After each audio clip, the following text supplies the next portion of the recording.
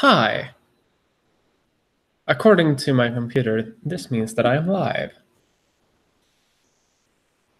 There have been a few people who have said that they're going to be part of the Hangout itself. And if they do turn up, then I'll be glad to talk to them. If not, I'll do this as a, ask me anything thing where I just rant about things for an hour, like I usually do.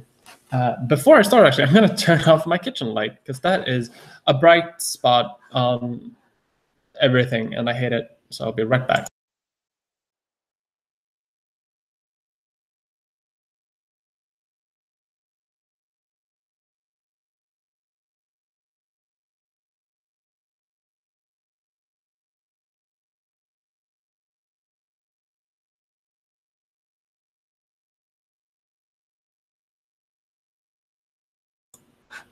I'm back.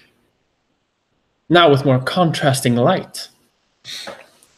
Yes, good evening. Hello. If you are new to this is a thing that I do once a month as part of a Patreon reward. However, everyone gets to take part in it, even if you are not a patron. This is a kind of the public alternative to a Ask Me Anything thing that I do with fans twice a month. Unless something special is going on, like the Swedish election, where I sometimes do public streams too. The goal is that I'm going to do a lot of public streams. If you want to join the Hangout and talk to me directly, and so that I can hear you with your lovely voices, there is an invite link on my Patreon. Or if you want to join just however you want, you can join with the link I'm about to send in the chat. If you do want to join, let me know, and I will, because if you click the link, you will just be automatically put in here. And I'm fine with that. However, if something is acting up, then I will either kick you or limit you from participating. So be cool. It's that they're Mia from the internet. She's so cool. I know, I'm so cool. I'm very much cool with this contrasting light and this image into my apartment. You can see my apartment now very clearly. Hello. I seem to have a Hangout guest. Is my sound working?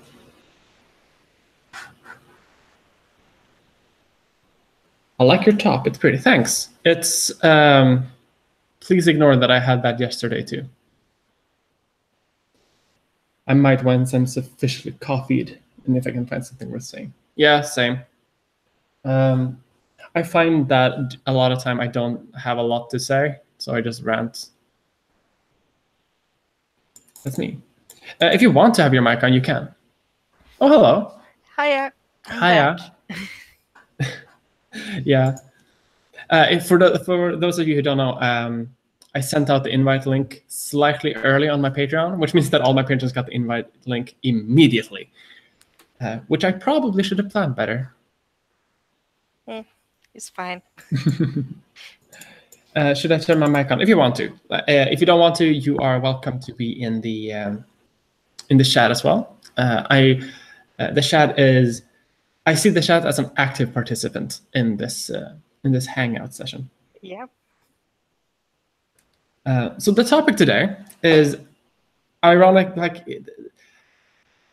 I want my channel to be a positive source of content. However, the topic for today is the only thing that I could think about, and that is the Supreme Court, the American Supreme Court. And that is not a very happy, positive topic currently. However, I feel that like we're not going to talk about the allegations currently with Brett Kavanaugh, because Brett Kavanaugh is an asshole. I kind of want to talk about the institution of the Supreme Court as a societal institution. And that is going to be the topic for today. However, if you know me and you know my streams, then you also know that these kinds of streams sometimes turn into wild rants about tangents and questions. And everything. I So see that as a negative. yeah, exactly. Yeah, that is pretty much my brand at this point. Well, that is my brand, and plus this plant. This plant has been key to my entire. Yeah, it's been in every single one of your YouTube videos. Except for one, and the single one video that I didn't have that plant in, people asked, "Where's the plant?" So, you know, it's more key to this than I am, I feel. A nightmarish hellscape of oligarchy. Yeah, the Supreme Court is pretty much a nightmarish hellscape of oligarchy. Although you could probably say that about, like, I think most political institutions. Let me know when you can hear me. I can't hear Margaret. Okay. So before we start this entire weird discussion, we kind of want to make sure that Margaret can be heard. And then I think I'll let you introduce yourselves, both to me and to my live streaming channel. Mm-hmm. So we can't hear Margaret yet, but Elena, do you want to introduce yourself? Sure. I'm Elena Hellgren. I live in northern Sweden. We've talked on Tumblr like once or twice. Oh yeah. LA Grin on Tumblr. Oh yeah. I keep forgetting that I have a Tumblr, and people know and some people know what I write there.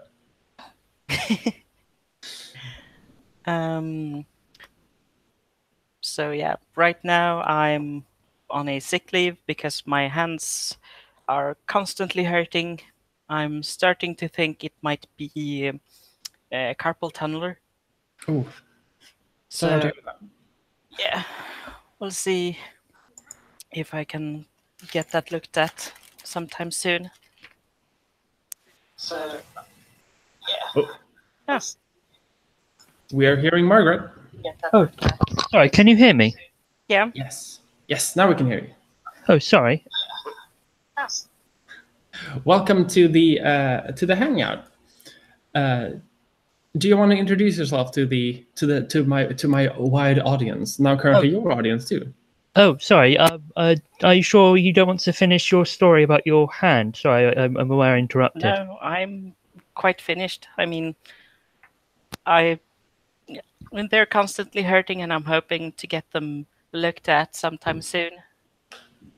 That's pretty much it about them. Okay. My name's Margaret.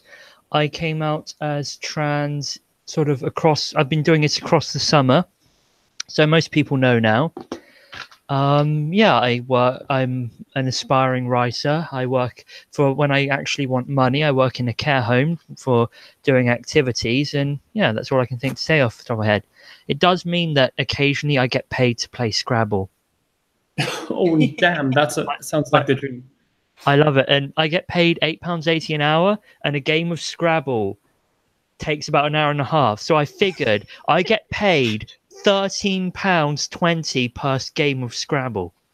That's pretty good. Yeah, that's pretty good. Elena, I'm going to shut off your camera because you don't have a camera. Yeah, well, I have one, but it's probably somewhere behind the computer. Yeah. Well, I'm just gonna shut it off so that your symbol at least will show something. Yeah. Okay. Welcome, dear fans, to my Hangouts. Yeah, I probably should mention that I'm trans too. Have been on hormones for a year and a few months. I've lost count. I'm trans too, unless some of my fans somehow have missed this. Yeah, I won't lie. When you started following me on Twitter, I was like, yes, one of the cool kids is following me. Oh crap! Now I need to post something. Fuck. She might expect me to be someone with something to say. That's fair enough. I feel.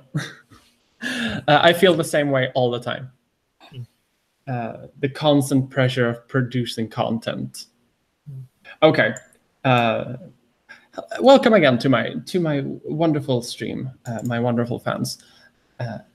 we have a couple of people watching, and everyone in the chat, if you have a question, feel free to just shout it out whenever you want.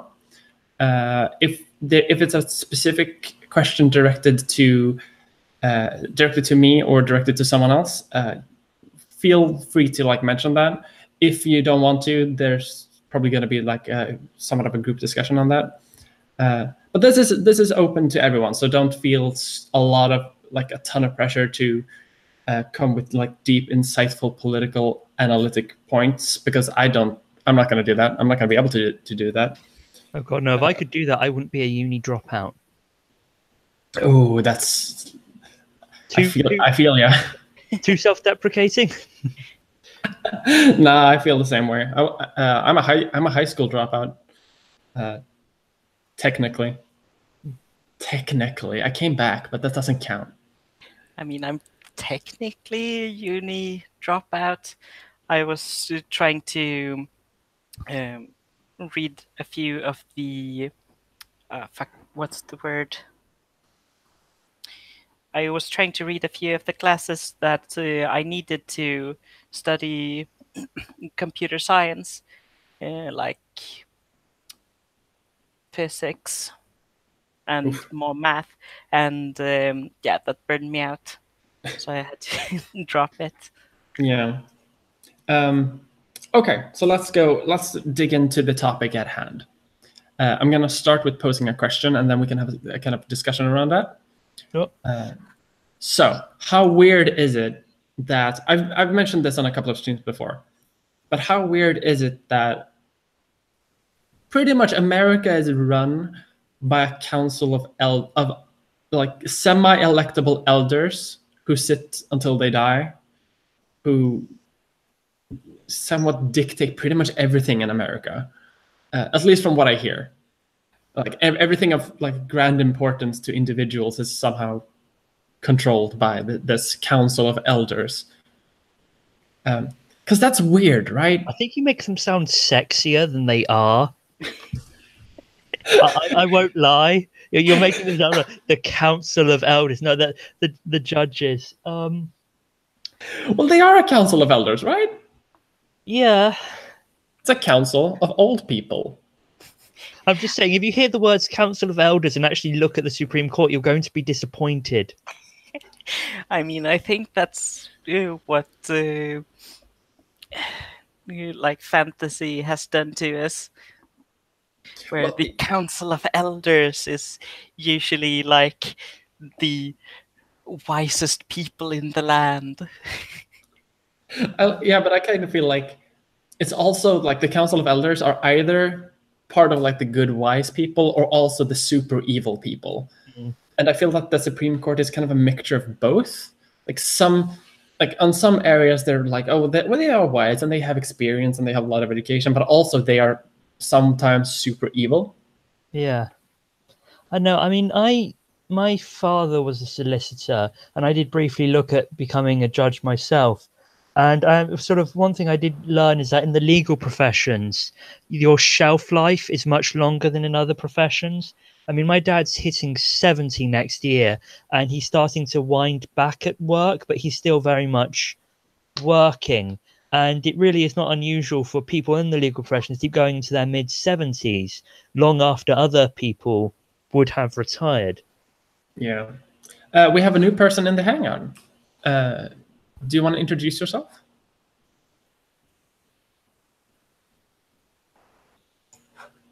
Apparently not yet. I had this problem too.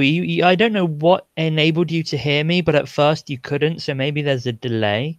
It's possible. I do live in like isolated Sweden, and my internet currently is a bit weird because partially because Europe has a weird internet laws, so my internet provider has been acting up a lot.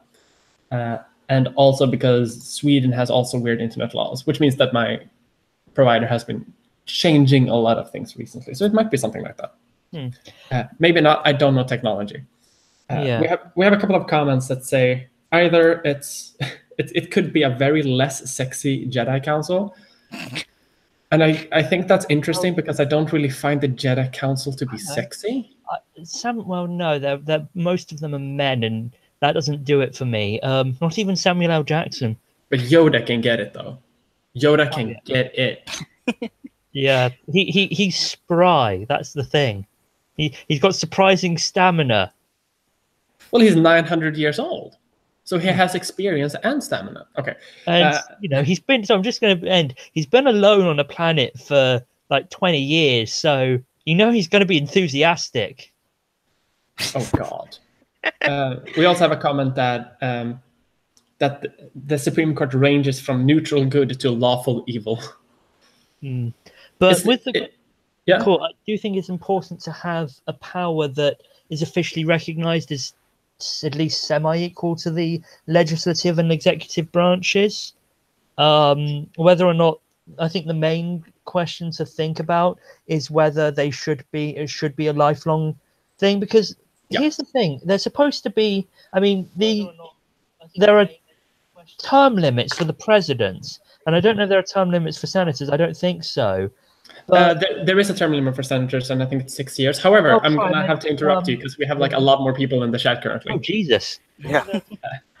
Okay, so there is a term limit for senators, and I think it's 6 years. However, I'm going to have to interrupt you because we have like a lot more people in the chat currently. I'm going to reduce the volume on Faith because I can hear myself. I'm sorry about that. I can hear myself too. Okay, let's go from Philosopher King. Who are you? Introduce yourself to my world. Yeah, hey, I'm like I've been around for a while. I run a YouTube channel, Philosopher King. I usually just like kind of interview people. I think I saw one of your videos once. Oh yeah. Yeah. So yeah, I sort of do interviews and stuff like just debating people at times. Mia and I did a debate with 2 other right-wingers about immigration a while back, which was very interesting. Ooh, that was a really interesting one. Yeah, it was pretty brutal. So yeah, that's something about me.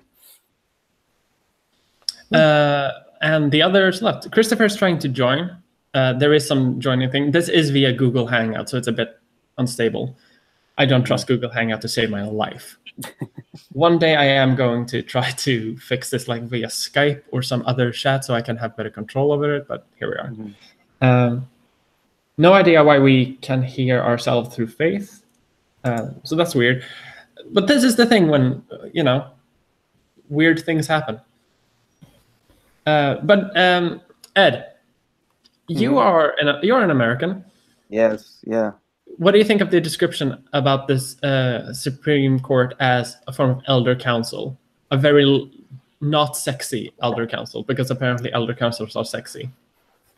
Yeah, I mean, at this point, the Supreme Court is becoming very unsexy. I don't know. Like, there's always been problems with the court, and I feel like they go through cycles of things becoming worse. But I feel like the current court, there was a movement by conservatives in America to have an ideology, like a governing ideology, and that ideology is very partisan. And I think the sort of the output of that ideology was Bush v. Gore, Citizens United, and there's been a couple other cases. Like there was a case basically where they undercut labor unions. It was a case that had been decided and it had been precedent for like 25 or 30 years.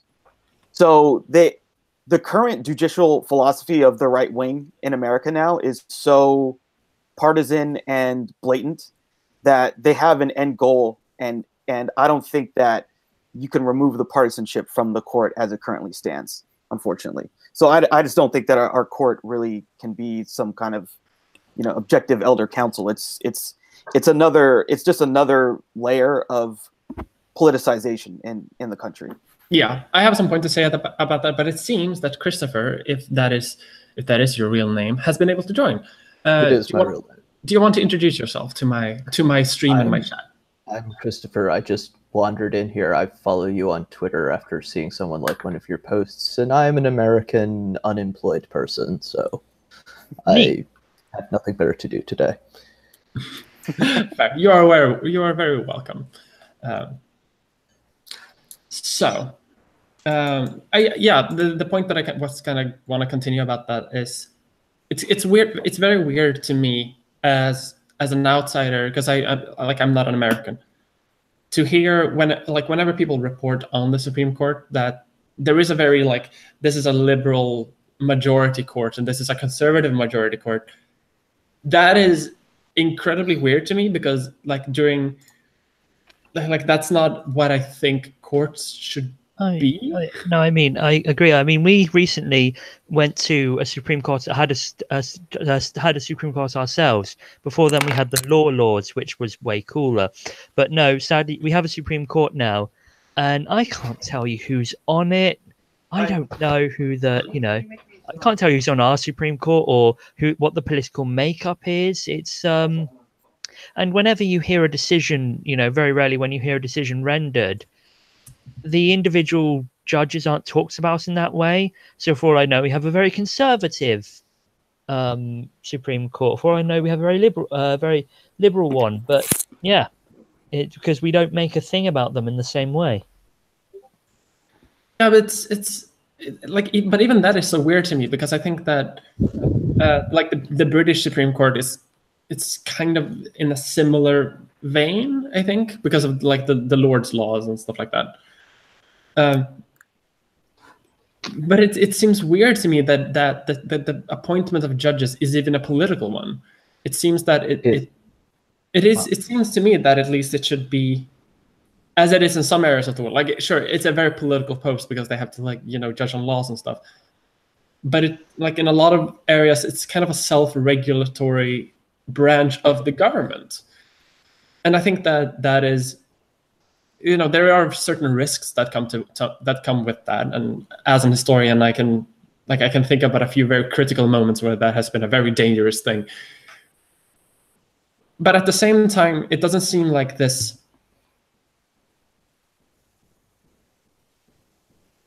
I think I lost you. Oh, she froze. Yeah. Oh, she is in Sweden. Yeah. Hopefully she comes back shortly.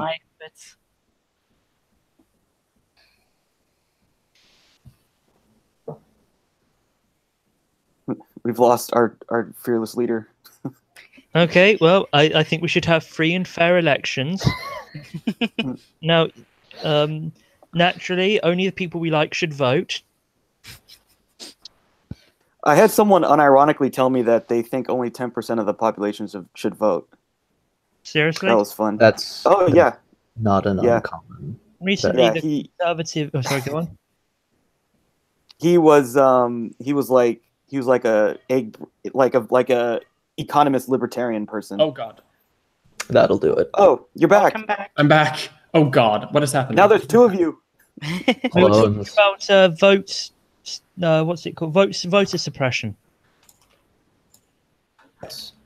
And recently, the Conservative Party trialed voter ID in this country for the first time, and oh God, that was awful. Before we managed to escape having voter ID, and they're claiming that it needs to be brought in due to oh, he's handsome. It needs a voter fraud, and there was so much confusion about what ID constituted proper identification when it was trialed at local elections. That's I mean, the intent of that is always to suppress the votes of people you don't want to vote. My home state, not the one I live in now, used to actually in the 1800s had a government-appointed board who could throw out the results if they didn't like them. Wow. That seems... In one very memorable case that even made it into the history books there, one of the governors didn't like the fact that he lost, so he rallied a coalition of white supremacist militias to his cause to reinstall him as governor. But this was during Reconstruction, so the federal army showed up and used Gatling guns on the Klan, which... Yeah. Where's that movie? I want that movie. Even worse, the federal force was led by a repentant ex-Confederate general who's the ones there's no statues of, because he honestly repented for what he did and thus dedicated his life to suppressing everything. So they really don't like talking about it. That's why there's no movie. Oh, God. That's an amazing story, though. I need to look into that. Yeah, I'm sorry, Mia. You were away for a minute, and we veered rapidly off topic. That's fine. I kept ranting. I don't think I noticed I was gone. So that's fine. It's good that I have an opinionated fan base that can keep going even when I'm gone. Yeah. This might happen a few times. It happened last night too during the Patreon stream, that my internet kept going like this. I don't know why this is happening. I think it's because my provider is doing sweeping changes because of the EU. At because- least, yeah. So at least, actually, no. Sweden. What's Sweden's relationship with the EU? Complicated. At least you've got one. I'm just saying. You didn't. Well, you guys have one too. Yours is also complicated. Yours is more complicated than ours. I went to France the summer after the EU thing, and I was expecting more more people to snide at me than I got. And just one person asked me about it. I was like, no, nothing to do with me. No, I am not to blame for this shit show. I voted Remain. They say get behind the result. Like, fuck no, I am not taking any blame for that shit show. Like, whenever I hear things about Britain, like, no one really wants to talk about Brexit in Sweden, because no one really wants to talk about the EU at all in Sweden, and that's kind of both good and bad. This is not about the Supreme Court, but I'm gonna start ranting about it anyway. Like, the Swedish relationship to the Supreme Court, to the EU, is we're part of the EU, but we don't really do things within it. Like, we don't have the euro. A lot of EU laws that should apply to member countries don't really apply to us. But that's because we like rotten fish and like chewing tobacco in bags, which we need for some reason, which isn't like a very quintessential Swedish thing. And because we want them so bad, we had like to petition the EU Parliament over and over and over again to like, no, we need to eat this rotten fish, or we won't be part of the EU. Everything I know about Sweden comes from a comic strip. So. There's not much more about Sweden. There is gonna be.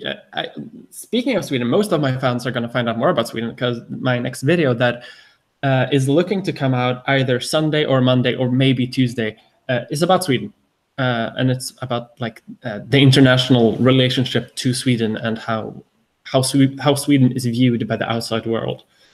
So topical and also marketable for me. Off the top of my head, isn't the general consensus that's the place with all the porn, isn't it? What? That's that's the stereotypes of Swedish people like growing up. But not porn. I think this comes primarily from a movie from the 60s that I am going to mention in the video. It's called Sweden, Heaven and Hell. I highly suggest people to watch that.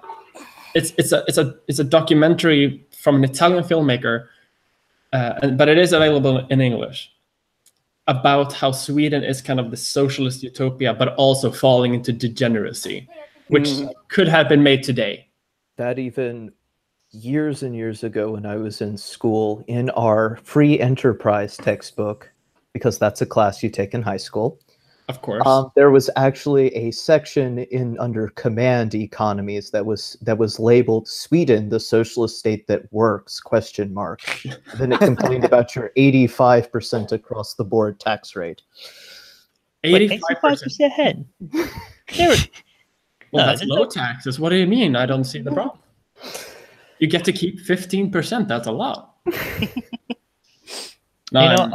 I think that for example, my sister the other year was going castle shopping, so maybe 85% would be a better use of some people's tax money to tax them 85%. If she can go castle shopping, maybe she could afford the 85% tax. Part of that movie and like all the myths of Sweden during the years have kind of congealed into this both perfect like fetishization of Sweden as a country, but also like look at the dangers of of like the liberal left, because Sweden is so liberal and lefty. I read an article, I think, from Forbes a couple of months ago, where the GOP is kind of divided. The American GOP, so I'm turning this back to the Supreme Court, is kind of divided on how to relate to Sweden as a country. Because Sweden works. Like, we have a good GDP growth, we have a like low unemployment, the welfare system kind of works. It's a bit slow, but it works. So the GOP is kind of divided, because either they have to say that, well, Sweden doesn't work because it's socialist, or it does work because it's not socialist. So it's kind of divided in this, like, do you praise Sweden for not being socialist, or do you praise Sweden, or do you denounce Sweden for being socialist? That was something that came. I used to live in an extremely conservative area for most of my life, and when Sweden was brought up, either it's all propaganda by the worldwide media, or Sweden only works because it has a different culture than us, therefore it could not work here, don't even try. Yeah, like people don't know how to relate to Sweden. Another thing that I've heard people say now is like, oh, socialism doesn't scale very well. Like, if there's more people, it gets worse. And that doesn't really make sense to me either, because every European country has some kind of like socialized healthcare or socialized something, Yeah. But I feel like they're all just different ways for them to justify the system that we're living under now, because they're told, hey, this is the best country in the world. Everything is great and amazing. Everywhere else sucks. So they have to find some way to justify those beliefs. I mean, Sweden is kind of a mix of socialism and capitalism. So, I mean, it's a bit of both. Similar to like Bolivia. I've looked into Venezuela a bit recently, because it came up, because it's a fully socialist country that has collapsed. Socialism destroyed Venezuela. You can't criticize the capitalism because Venezuela. Yeah. Had nothing to do with the CIA, of course. No, the CIA coup, that had nothing to do with it. He was only gone. Don't think about like market regulations on oil prices. Don't do that. Don't think about that. Socialism. And the fact that they tried to use a drone to assassinate the president, like, that was just happenstance. Like, people. That's was someone really trying to kill someone with an Xbox 360 controller? Was that a thing?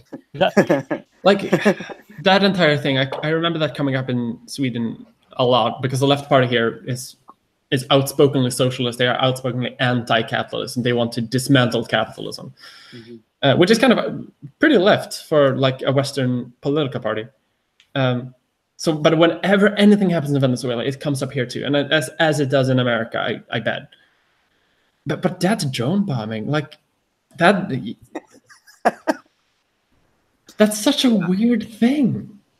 They're very creative. Like, just read the ways they tried to kill Castro. Yeah. And a lot of them are real. The cigar bomb, that was real.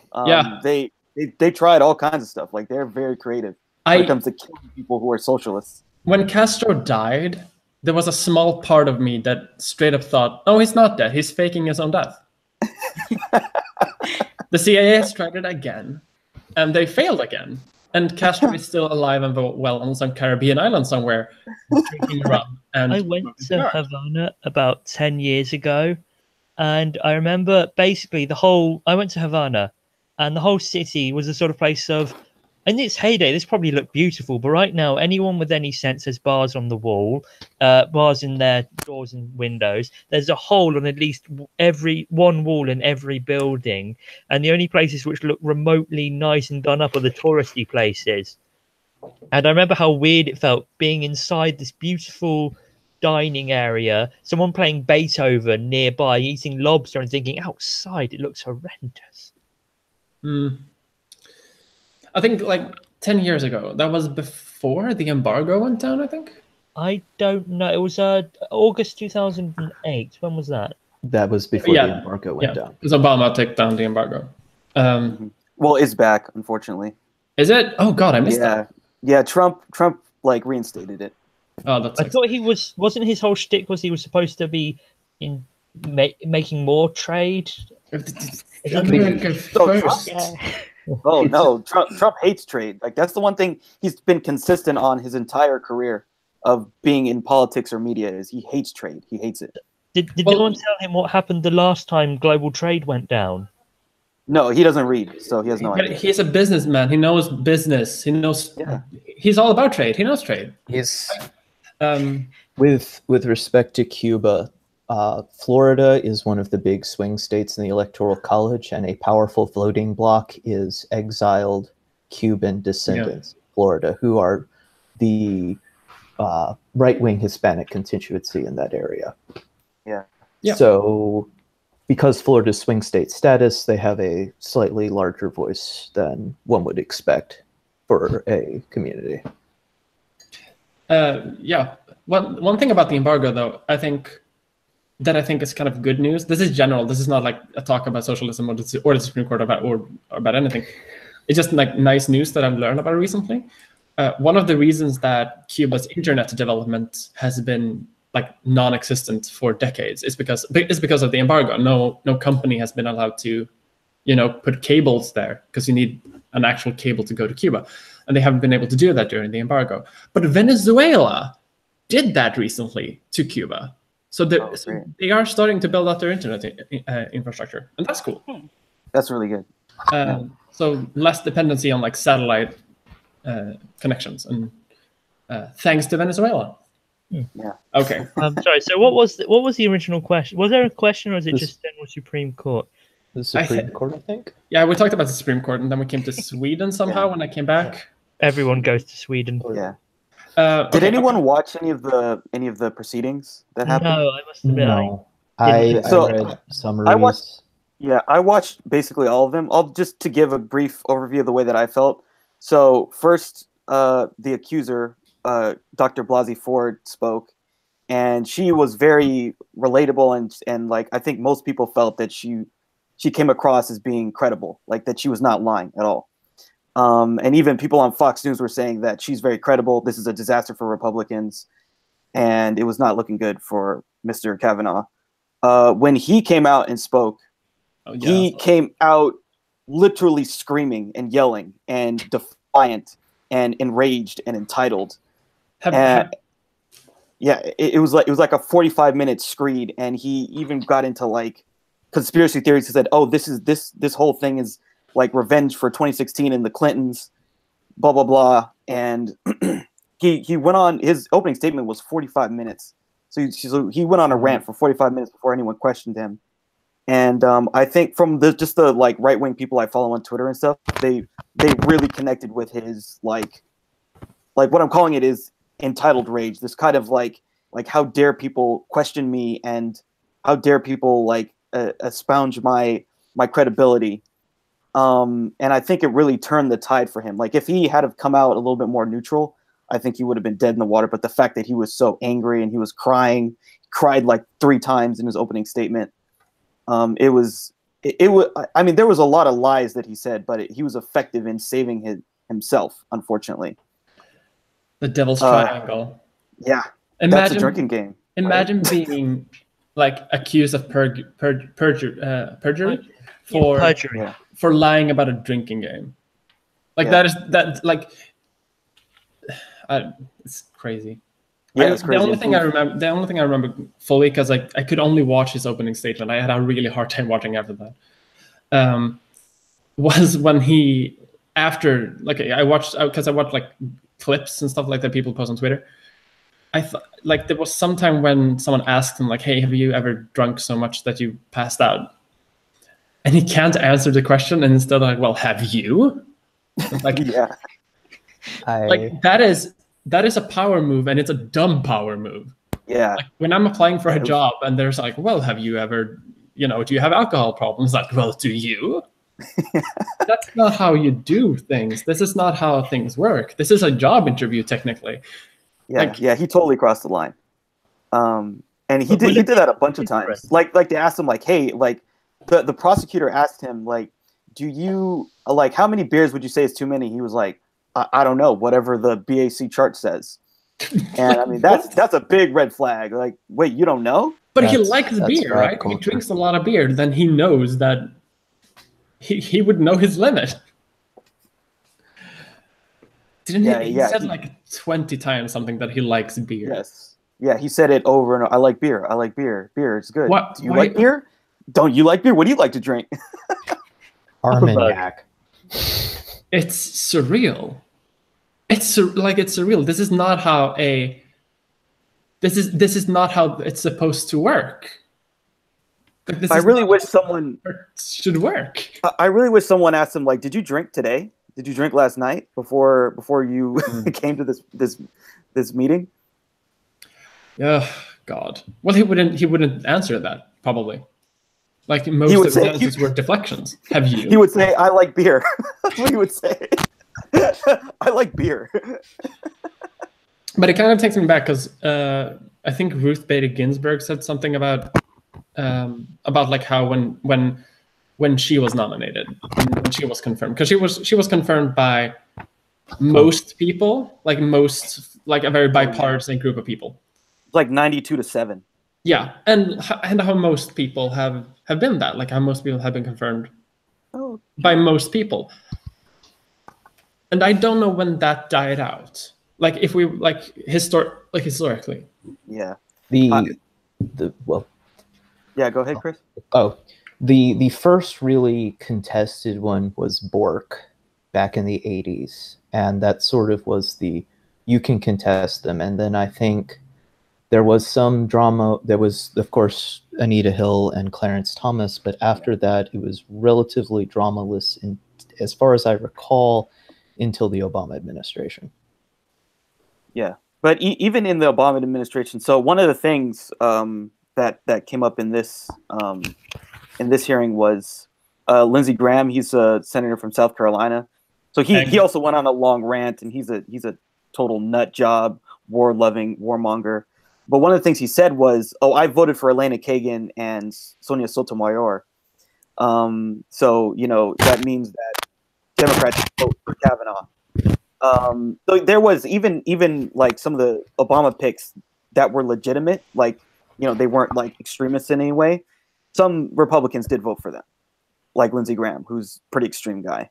But it started to fade, and even with I mean, Kavanaugh, it's going to be basically party line, I would say. I mean, probably. Like the Democrats have a 1-seat majority, and they need only 2 people to defect. They need the Republicans. Yeah, the Republicans have a 1-seat majority, but they also have, if it's 50-50, then the vice president. Will the investigation come to anything? Because I'm a bit confused on that. So it's there is a FBI probe, but does that mean anything? It's only for 1 week, I think, because they voted, I think, yesterday on it that he would be confirmed after another a final vote in a week after another FBI investigation. But I don't think that is going to result in anything, because an investigation in a week is nothing. That is not an investigation. It probably won't, but there could be. We don't know. It's better than what they were going to fast track him for sure. And basically he passed through committee, and in the committee, like Jeff Flake and some of the other kind of moderate Republicans decided to say, hey, we will not vote for him in the so there's 2 votes. There's a vote in committee, and then there's a vote amongst the full Senate. Yeah. So if he got voted down in committee, he would not have gone to a vote in the full Senate. So they passed him through the committee. So the full Senate is all 100 senators are going to vote. Well, it's probably not 100 now because some people died, but anyway, so he has to get he has to get through the full Senate next, and a bunch of moderates have said we will not vote for him unless there is a 1 week time of FBI investigations. Yeah, will the investigations come up with anything? Probably not, but there is a possibility, because people like Mark Judge, one of his best friends, who wrote a book about them being drunks at the time. There's a lot of he's going to get talked to. There's a lot of his other friends are going to get talked to, and if one person kind of doesn't toe the party line, Brett's in a lot of trouble. And to be totally honest, like, I feel like based on all the evidence, we kind of know that the event probably took place on July 1st of 1982, because Dr. Blasey Ford basically said, without having seen any of the other evidence that corroborated her story, that on that day she was at a party with a couple of Brett's other friends, and that's actually corroborated by a calendar that Brett Kavanaugh put into the record himself. Who So keeps their I calendars think that a lot of long? it lines up, but we'll see. We'll see if they can actually pin him on it. Yeah, but like what Margaret said, like that, like who is that a thing in America, by the way? Like the people keep detailed calendars from their teens and like through their lives. I've kept but I guess he did it. No I one's don't used know. it for a tattoo, you know. Well, it's like you can do a diary, sure, but this wasn't a day. This was a calendar. Who does that? I don't know, but it doesn't help him though. Like the calendar does not help his case, really. No, but like everything about that calendar seems very iffy to me. I agree. And the things that he says, like the things that he uses from the calendar also seems very iffy. But I do like that, because that is where the drinking game thing, like the Devil's Triangle, came from, right? I think that was in their yearbook. They wrote on each other's yearbooks like, "Oh yeah, Devil's Triangle," and they wrote like FFF something. Like have you doofed yet? Yeah. And then he basically lied about all those terms. Which is so weird. That is such a... How did he even get a court appointment to the court he's currently on in the first place is another question. Well, this is something that's kind of a really related topic when talking about like American democracy. Because like there seems that everything on the national level seems, so semi-democratic, mostly democratic, because it's still, everyone can still vote for that, and it's still like of national interest in most cases. But local elections and like local like judge circuits, it doesn't seem to me. It sometimes seems to me like that is something that kind of passes under the radar a lot, because many Congress seats or Senate seats or like important local government seats run unopposed, which seems statistically impossible, because like, okay, we just had an election in Sweden, right? There are dozens of nominees for every single position in government, and there are hundreds for national government. How is it possible in America, with a population 30 times larger than Sweden, not to have someone run against someone else? How is that even statistically possible, even in small states? Some of the positions the sort of thing that no one cares about, for instance, like, because America, you elect everything. I swear, it's not necessary for you to elect half the positions you do. In the UK, generally our position is, if you have actual power, we'll elect you. But if your job is literally to implement the policies of the elected people, we'll just, it's a job like any other. Well, so in America, there's got to be some elected position that sounds sexy, or you think, oh, elected post, but actually no, it's really not. It's very asinine, and so no one stands for it. Right. Most electable districts are heavily gerrymandered to begin with. Then there's the fact that most of the counties, or if you're in Louisiana, parishes, or Alaska, boroughs, were set up for the most part when the state was created and have not been modified, sometimes in 200 and so years. Then there's the fact that we elect sheriffs, and just in some districts, the judges are elected, and the coroner is an elected position in the United States. And so you can have districts that are so heavily gerrymandered that running someone against the party who it's gerrymandered in favor of is a waste of money and resources, so why even bother? That is incredibly depressing. Then so for instance, in my district, like my congressman, I feel like she's run unopposed for a long time. My congressman is Barbara Lee. She's one of the most left-wing congressman in the Congress. She voted against the Afghanistan war and the Iraq war. So yeah, so like she's very, very, very popular here. I don't know if that's why no one ever runs against her, but I think sometimes that happens too, where it's like a person who's extremely popular and no one wants to run against them.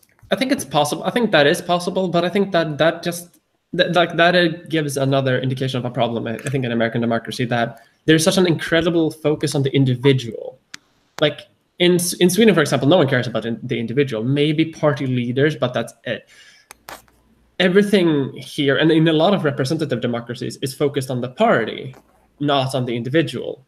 That might be a result of America basically having a two-party system, but I think it's something that doesn't help with the situation. Like when talking about elected positions and its relationship in local and national government, that like for example, you can have such incredible variations within the party. You can have someone who is pretty much a Republican in the Democratic side, and vice versa, and you can have someone who's basically a socialist in the Democratic Party, but also someone who's almost a libertarian in the Democratic Party. Yeah. And I don't see how that is. Like, does party affiliation even matter at this point, or do you just vote for individuals? Because even the primaries seem to be incredibly focused on. There seems to be an incredible focus on primaries, in a lot of representative democracies. You don't have primaries because the party either picks someone to, like, well, this person seems to be like the most competent one for the job, and then the people get to decide between the candidates. So, I mean, we are making some moves. The UK Labour recently, the Labour Party had a debate with itself about how many local party members would be needed to unseat a sitting MP, or at the very least not ask them to represent the party at the next election. So I think we are seeing some moves in the UK to maybe make it more about the person, or at the very least have more say from voters in the say of who that person is. But that's just one party, and again, like in Sweden, it's more about the party and maybe the leader than it is about America. Right. Yeah. Your microphone is buzzing a bit, Margaret. Sorry. In the case of America, there used to be a no-party system where candidates were chosen by the party higher-ups. This was widely regarded as a huge source of corruption. There was the case of Warren Harding, who was literally selected because as the presidential candidate because they thought he would be a puppet easy to control. And this actually led to a riot in, I believe, either the 60s or 70s. And so they switched to a more primary system. And then there's the problem of Louisiana's primary system, which has been adopted by California, I believe, where instead all the candidates from all the parties run in one massive election. And then if no one gets over 50%, the two candidates get the two runner-ups vote in a runoff later, which often leads to Republican versus Republican, or depending on the district, Democrat versus Democrat races. Yep. So you can... The jungle primary. Yeah, the jungle primary. This was used originally in Louisiana to maintain Democratic control, but since the party affiliations have largely switched, it's now used in most areas to reach. So this is why Bobby Jindal, despite having an abysmal approval rating, was able to be reelected, because 3 Democrats split the ticket. Mm-hmm. That is incredibly undemocratic. Well, Louisiana is a bit of a weird. I'm from Louisiana, originally, and so Louisiana isn't a very good example for the U.S. because it has a completely different legal system than every other state in the United States, because it's based on French law rather than English law. Interesting. And at one point, the state was effectively a dictatorship at several points in its history. And so Louisiana isn't a great example, but it's a good, this is how dysfunctional things can be. And I don't live there anymore, but so like there was literally, he's often a villain in history games. that take place in the 1930s if they want to simulate a fascist dictator of the United States. The governor has a lot more power than governors in other states, but so local races are usually heavily gerrymandered. The counties and parishes were drawn up in some cases centuries ago and cannot be changed effectively. And depending on the state, judges are appointed or elected, and in some states they're elected and they don't need to have any legal qualifications whatsoever. See, and that is the thing. Like, that doesn't make sense to me. Like, there's so many things in the American political system that does not make sense to me. Like, sometimes sheriffs are an elected position without having an Always education. elected. Yeah, absolutely. We've had some real bad ones too. Are they always elected? Mm-hmm. So are coroners. The guy who decides it's an elected position. That doesn't make sense. These are not like political positions. These are not things no. Like, I am so frustrated by this entire concept because, like, I spent 5 years studying political history, and then I see the American system and I'm just confused. It's extremely flawed. I mean, I think extremely flawed. This is why I like that we don't elect as many people as America, because some positions don't need to be elected, and really it's better that you have someone qualified. That's another, is that a lot of cabinet and bureaucratic positions are also oftentimes elected, like insurance commissioner or the state's secretary of state are also elected positions. But it should be important to note here, though, that this is technically more democratic, like in the original sense of the word, right? Because when talking about like ancient Greek democracy, and now my historian education will finally come to use, you know, basically every single position in government was assigned, was an elected position, kind of, but also really not. There's a lot of like different political systems that I'm not going to go into right now, because then it's going to be a lecture on ancient Greek history. But that is technically more democratic, right? Because then you do have a say in who becomes sheriff. You do have a say in who becomes like coroner.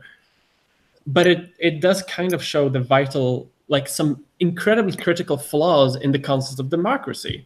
Like, and I kind of want to say here that, like, you know, I am a Democrat. I believe in the concept of democracy. I'm a Democrat in, you know, the original sense of the word. But there is some critical flaws in there. And I kind of understand, it is understandable why America has that system, because America is one of the original experiments in democracy that still survive today. And like most past experimentations with democracy haven't really survived past for a few hundred years, maybe. Yeah. This is when I'm explaining it to people from other countries who I know, I usually refer to it as the 10th Amendment problem. I'm going to do a quick Google on the Constitution. Oh boy, this should be fun. Rights, wouldn't it? 12 amendments are in the Bill of Rights. Oh, there's 10 in the Bill of Rights. That's it, 10. Is the Bill of Rights, where it says any power that is not given to the federal government is given. Any power is not given is given to the people of the states. Okay, so if it's not expressly allowed of the government, that means the people can do it. No, it means the states can do it. This has led the 1800s in particular. One of the reasons the U.S. Civil War was, pardon my language, such a clusterfuck was that the official federal army was very small, and basically it was the concept of feudalism. Each state had their own army with their own uniforms, own equipment, and rank structure, a la the feudal levies. And this is technically, I think Teddy Roosevelt nationalized it into the National Guard, but technically that's only because he basically blackmailed them because the states could no longer afford modern equipment. And he said, I'll provide the modern equipment, but you will submit to federal authority. And that is, and I think it's like historical context there is very important, right? Because America is founded 1776, like a bit earlier, but you know, that is not that far removed from European feudalism. No, but the issue is it depends on what Supreme Court is in power de jure as to whether or not state law trumps federal law. Yeah, absolutely. Yeah. That is incredibly strange, Because especially currently. I feel like the 10th Amendment has kind of been eroded. I feel like in the last, like, since like the 60s, a lot more power has been kind of funneled into the federal government through a lot of different clauses that they've used to expand power. You know, when they did like all the stuff in the Bush era, like they totally ramped up the power of the federal government, and it's just continued to today. Yes, the presidency has far more powers than it did today than it did in the early 20th or the 19th century. Yeah, and this is one of my greatest worries when it comes to American democracy, that this incredible focus on the individual, that gives the executive branch a lot more power, because that is one individual, that it controls one entire branch of the government. And that person is also the same person who submits people to the Supreme Court. Yeah. And just to sort of real quick go back around, the reason he chose Kavanaugh is that Kavanaugh is, I mean, this guy is basically a political apparatchik of the Republican Party, and he is extremely in favor of expansion of presidential power. And that's so dangerous, right? Because he said once that the president of the United States cannot be. I think he basically said that the president cannot be held accountable for anything while he is president. He can be sued once he's left, but so pretty much the president could kill someone, and we know he killed someone. And Brett Kavanaugh would say, you cannot, while this person is president, arrest them for doing that. You can only do it after they have left. Wouldn't that completely go against the idea of separation of powers and, you know, checks and balances? Yes, but they don't really care about that. They think that there's this philosophy that they think that the president is for different reasons. I think some of it being that, you know, the president is an elected official who's the most, basically the face of the country, and is like the one person who's elected by everyone. That person has a high level of legitimacy, and to undermine their legitimacy is to undermine the whole country. Did you mean monarchy? It's very problematic. It's very but this is like this is what they believe. This is this strain of conservatism in judicial philosophy that's very, very problematic. I was speaking to someone, I won't name name, and we were talking about the travel ban being, well, was it stalled or stopped by the court at the time? And he said, well, my friend said, well, he's been elected, he has a mandate to do this. And it's like, well, no, the court is ruling on whether or not it's legal, and if it's illegal for him to do that, then the democratic mandate doesn't really matter. Yeah. And also, like, the democratic mandate isn't that you can do whatever you want. That isn't like you don't get. That's why you have laws, and that's why the judicial system exists. And Yes. it's incredibly weird to me that a lot of voters kind of see the power of the executive branch, not just in America, like in a lot of countries, as absolute, and that it has to be absolute because otherwise the executive branch won't work.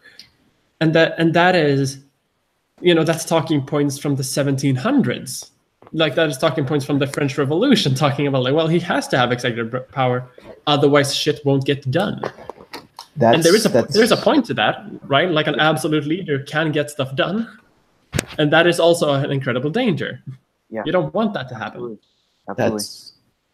I like FDR, but FDR is probably responsible for the imperial presidency and the delegation of powers, because before FDR, Congress overrode the president all the time. Especially during the 1800s, you'd think the Speaker of the House ran the country at some points. Yeah. Mm-hmm. FDR even tried to change the laws about the Supreme Court because the Supreme Court stopped him, and Congress did block him on that. But he set the precedent for everything after that. Yeah, and I can kind of see the system working in a multi-party system, where if there are more than two parties, just even three parties, right? If there are just three parties, that at least means that no side has an absolute majority, and then at least something can like then Oh yeah. two blocks can work together to stop the third, even if one of them is represented in the executive branch, and that would give more checks and balances. But as we see today, the GOP has a control of I think the Senate, I think even the House. I'm not super sure about that. Yes. The executive branch and soon the judiciary branch, which if they control everything right now. They've controlled the judiciary branch since the 80s. Yeah. So if they want to keep that power, all they have to do is just funnel power into very like select areas. And Donald Trump is doing that by supporting the his party in the judiciary branch, which most presidents do. But also Congress doesn't want to limit the power of the president, while the Supreme Court kind of wants to enforce the president. And all of these things together, they spelled the recipe for disaster. And I think that like this isn't just Donald Trump. Like the groundwork has been laid since FDR, especially during George Bush, even going back to the Civil War. There are things that just I don't want to do a slippery slope argument here, but we are approaching the bottom of the slope at this point. Like the ball has been rolling now for over 100 years. A lot of it is because the U.S. Constitution was written under the idea that political parties would not form. Yeah. Oh, they fucked that up. They fucked it up real bad. Literally within, I think, a few months. But this is... Wasn't it like Thomas Jefferson said that there wouldn't be any parties? And then he left for France, and when he came back, they had parties? Yeah. The Whigs were the early ones, and the Federalists were the others? The Whigs, the Federalists, and the Democratic Republicans. Wow. There was also became the Democrats. The Populist Party was a thing in the late 1800s. There was a Progressive Party that actually beat the Republicans in one election, but that's because they were running Teddy Roosevelt as a non-Republican third term. The thing with third parties is that the U.S., because it wasn't designed around parties, if there's no majority rule, then the rules get weird. Yeah. If no one gets a majority, if no one gets over half of the electoral votes in the presidential election, the result is incredibly wacky. Have you heard about what happens should that occur, or should I elaborate? No, I've heard about it, but that's one season of House of Cards. So yeah, a factual lesson would probably be helpful. Yeah. So if no one gets over 270 votes in the presidential election from the Electoral College, who gets to be president instead goes, or if it's a tie because there's an even number of votes, it goes to the House of Representatives, which has 435 members. But instead of each representative voting, each state votes as a block. So it's entirely dependent on state delegations. And then the vice president in that case, because for the first few elections, the vice president and the president came from different political parties, the vice president is selected by the Senate. And because both of those have even numbers, if no one gets a majority, the Speaker of the House becomes president until the deadlock is ceased. Yeah. It's not a very well designed or thought out system, and then there's always the problem of it's super arcane and bad. Yeah. I think there is good with the system, right? The system works incredibly well when it works incredibly well. Like when it works, it works. When it doesn't work at all. And I think that's that's the problem with a lot of democracies, that there are very few democracies that are operated to work well, both when things go as you planned and also when things don't go as you planned. God, there are only so many contingencies you can plan for. I mean, from what I've heard, the German constitution is basically this sort of massive tome where every little thing is mapped out, and as a result, it's slightly rigid, shall we say. Sweden has 4 laws in its constitution. The problem is it's one page. We have what you call an uncodified constitution, which means, in theory, that it's based on a few laws, it's based on precedents and positions of power. in practice, we do everything. We do our laws as we do everything. We make it up as we go along. In fact, half of what's happened when we talk about a constitutional crisis, no law has been broken. It's just that something's been done a certain way by tradition for so long, and someone thought, wait a minute, there's nothing to actually stop me not doing this. Yeah, that is the current state of Swedish politics currently after the election. I do want to interrupt people because we do have a question from the chat that I've been looking to take that into the conversation, but we've been on a roll for such a long while. Will anyone but an extreme right and anti-abortion person be allowed to get the job in such a proto-fascist government? The job of the Supreme Court guy, I'm assuming. It comes from Gerstein. That's the issues that Kennedy, who's the one who's retiring, is the moderate on the court. So probably not. They've loved Kennedy when he ruled in favor of them, but they hated him when he ruled not in favor of them. And they don't want the 4 Democrats, 4 Republicans, and 1 moderate Republican problem anymore. Yeah. The thing about Kennedy, too, so there were 2, I would say, good things about Kennedy. He was basically in favor of abortion rights. He felt that Roe v. Wade shouldn't be, like, totally overturned. And he also was in favor of gay rights. So he was one of the deciding votes for, I think it was Heller, or I forget what that case was, but the case where they allowed basically gay people to marry. So yeah, you're going to put in someone who is going to be an extremist. And the reason why the Republicans want to rush this so quickly is that there is a chance that there could be basically a turnabout on them, where what happened to Obama in, what was it, 2015 and 16? Yeah, could happen to them, where they lose the Senate. There's an open seat, and they're just going to leave the seat open until the next election. So that's why they want to fill it with someone who will be a sort of extremist, who is going to do their bidding, and they will have the ability to sort of undo a lot of these laws that have stood for a long time. But the president is the one who nominates the guy, right? Yes, that's correct. Mm-hmm. That's weird. The general consensus among the GOP is that the list of potential candidates the president can nominate is drawn up by the Federalist Society. Yeah. What? Is that another Council of Elders? No, it's a right-wing think tank. Yeah. They're kind of responsible for the court being more like the conservatives on the court being more like political and right wing, because there was a justice, I forget who elected, I think it was George H.W. Bush elected this guy Souter. Yes. And Souter, they thought he was conservative, and then it turned out he was a little bit more liberal than they thought, and they hated that. And they vowed to never allow that to happen again. So they created this basically benchmark for every justice to meet, so that they could never have any wavering of ideology. And it's been effective. But the effect is that the court is very right-wing and politicized. Is there any way to undo that at this point, do you think? I don't know, man. You'd have to just like abolish it, or you'd have to like, to me, I feel like what they're doing now is they're packing the court, right?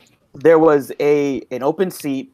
They said, to hell with president. We're not going to even vote on this person. They won the election, and then they put a right-wing person in, and now they're trying to put another even more right-wing person in. Like, so there's 2 seats.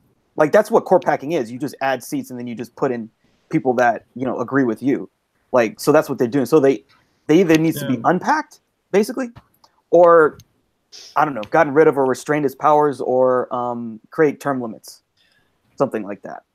Well, I mean, term limits is something that I think a lot of people are starting to be in favor of when it comes to the Supreme Court nominations, because the Supreme Court sits for life is insane. That is absurd. That is absolutely mind-boggling to me. And on the national level, only the president is term limited, and only since the late 40s.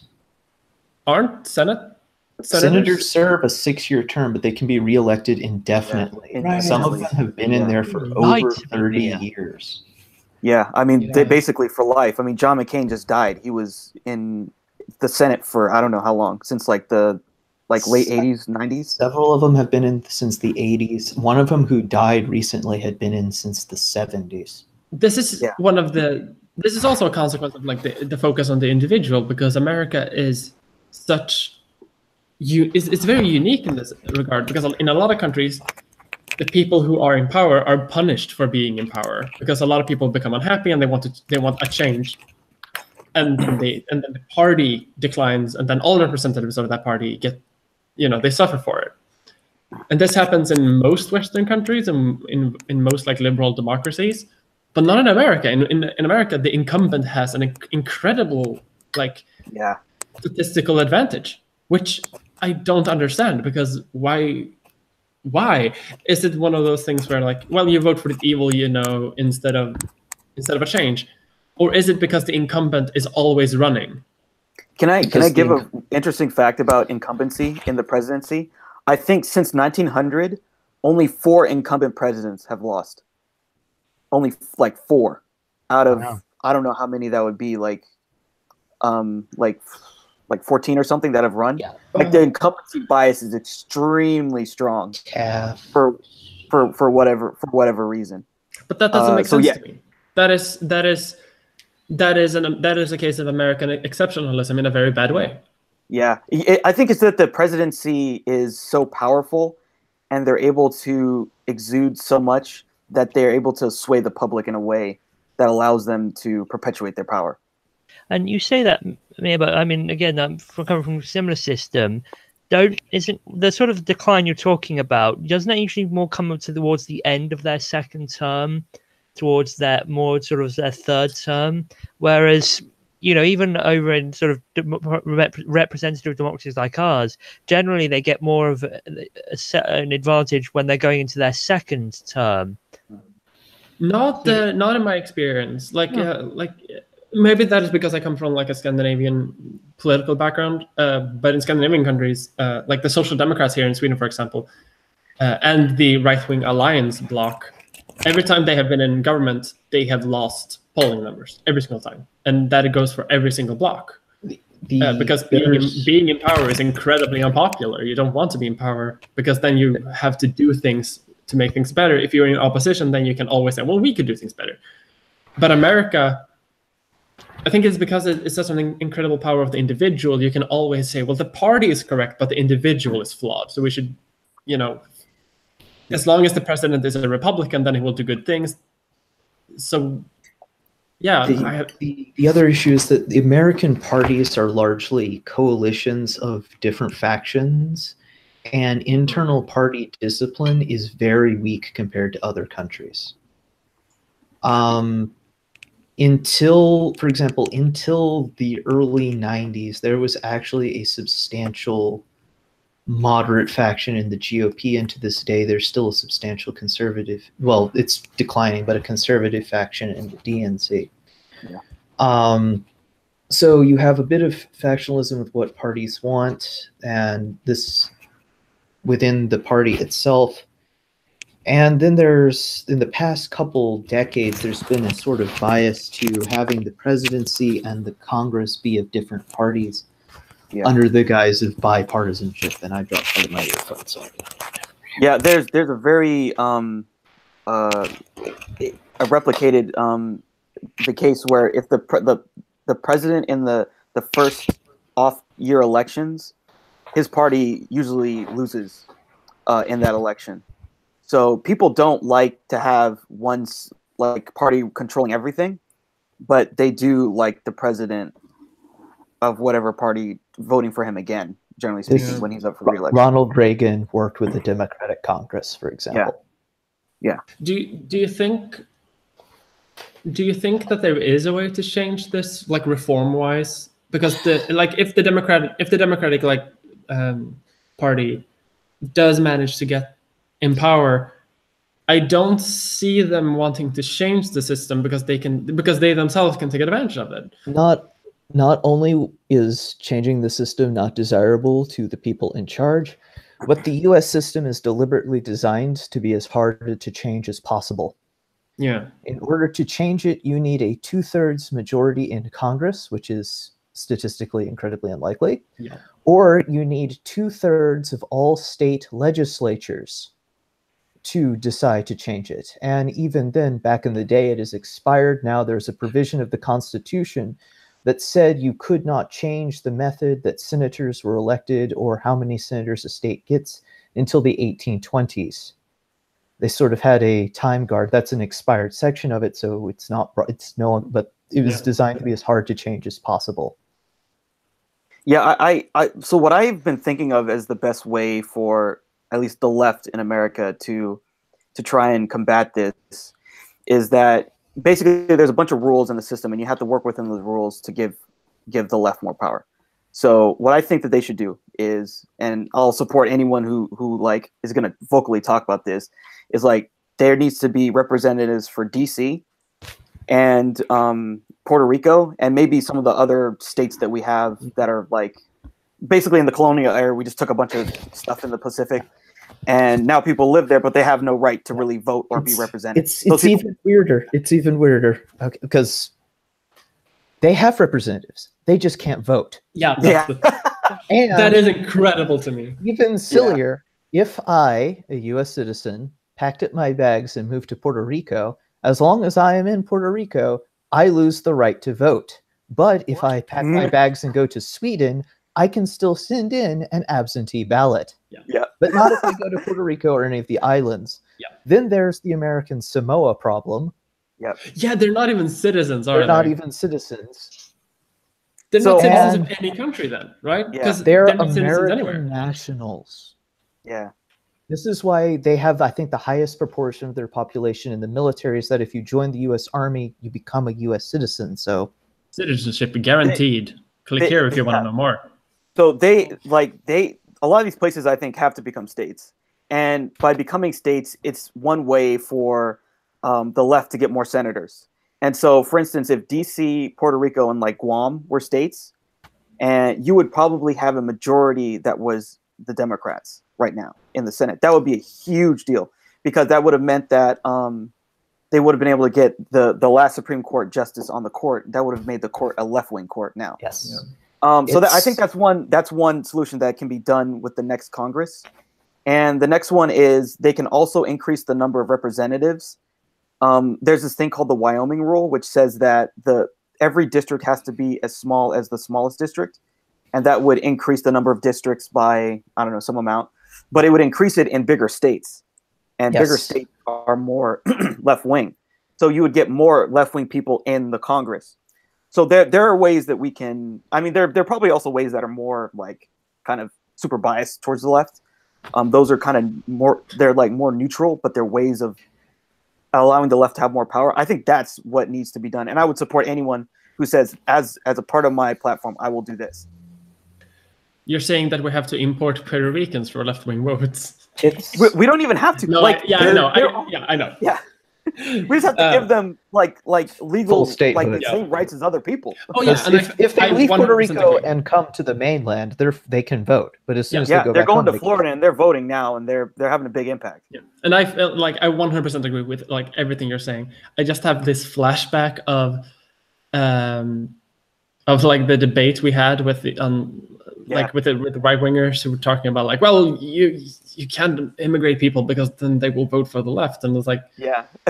That was actually George W. Bush's thing, was that he could actually get over 30%. When George W. Bush was president, he could get easily, and he did, over 30% of the immigrant vote, which is why George W. Bush and the Bush family are considered soft on immigration, and were attacked from the right over it. But I think I think it's weird that immigration is today seen as a very like left issue. Like I'm very pro like open borders. Everyone is welcome. That's very pro me. And I'm from Sweden, the country apparently ruined by immigration, so I'm allowed to say that. But I think it's weird to say that this is a purely democratic issue, because the right wing does very much the same thing, but from different demographics. Because like there has been what's it called, like amnesty for Cuban refugees, for example, who overwhelmingly vote Republican. But that's not a problem according to the Republicans. Well, it is. We're fine with That's one of the big conflicts that's going in, is that the alt-right faction of the GOP wants to limit legal immigration, rather than just the usual illegal immigration buzzwords. And the argument of the reformists was that because Hispanic immigrants are Catholic, they will vote Republican if we prioritize social conservative issues. Yeah. Which might have been true at the time, but then they kind of went full. Then they went full. Yeah. Yeah, and they were like, "Fucking Hispanics, we hate them, get rid of them," and then that was it. Do you think that the current political system, not just in America, but in a lot of Western countries, because I think a lot of Western countries are experiencing like some form of crisis of democracy, do you think that this is lending credence to like early 20th century literature about revolution or self-governance, like local self-governance, where you just take a bunch of people and go into the woods and start your own town and run that as a socialist commune, like, because these are ideas that were floated around like late 1800s, early 1900s, and partially that led to like some good things, and partially that also led to extremely violent revolutions throughout the world. I'm thinking of France again, and because France loves to have revolutions. As opposed to Spain, which loves to have civil wars. Yeah, that's one thing. Another thing is, I think it's shaken people out of the Fukuyama consensus.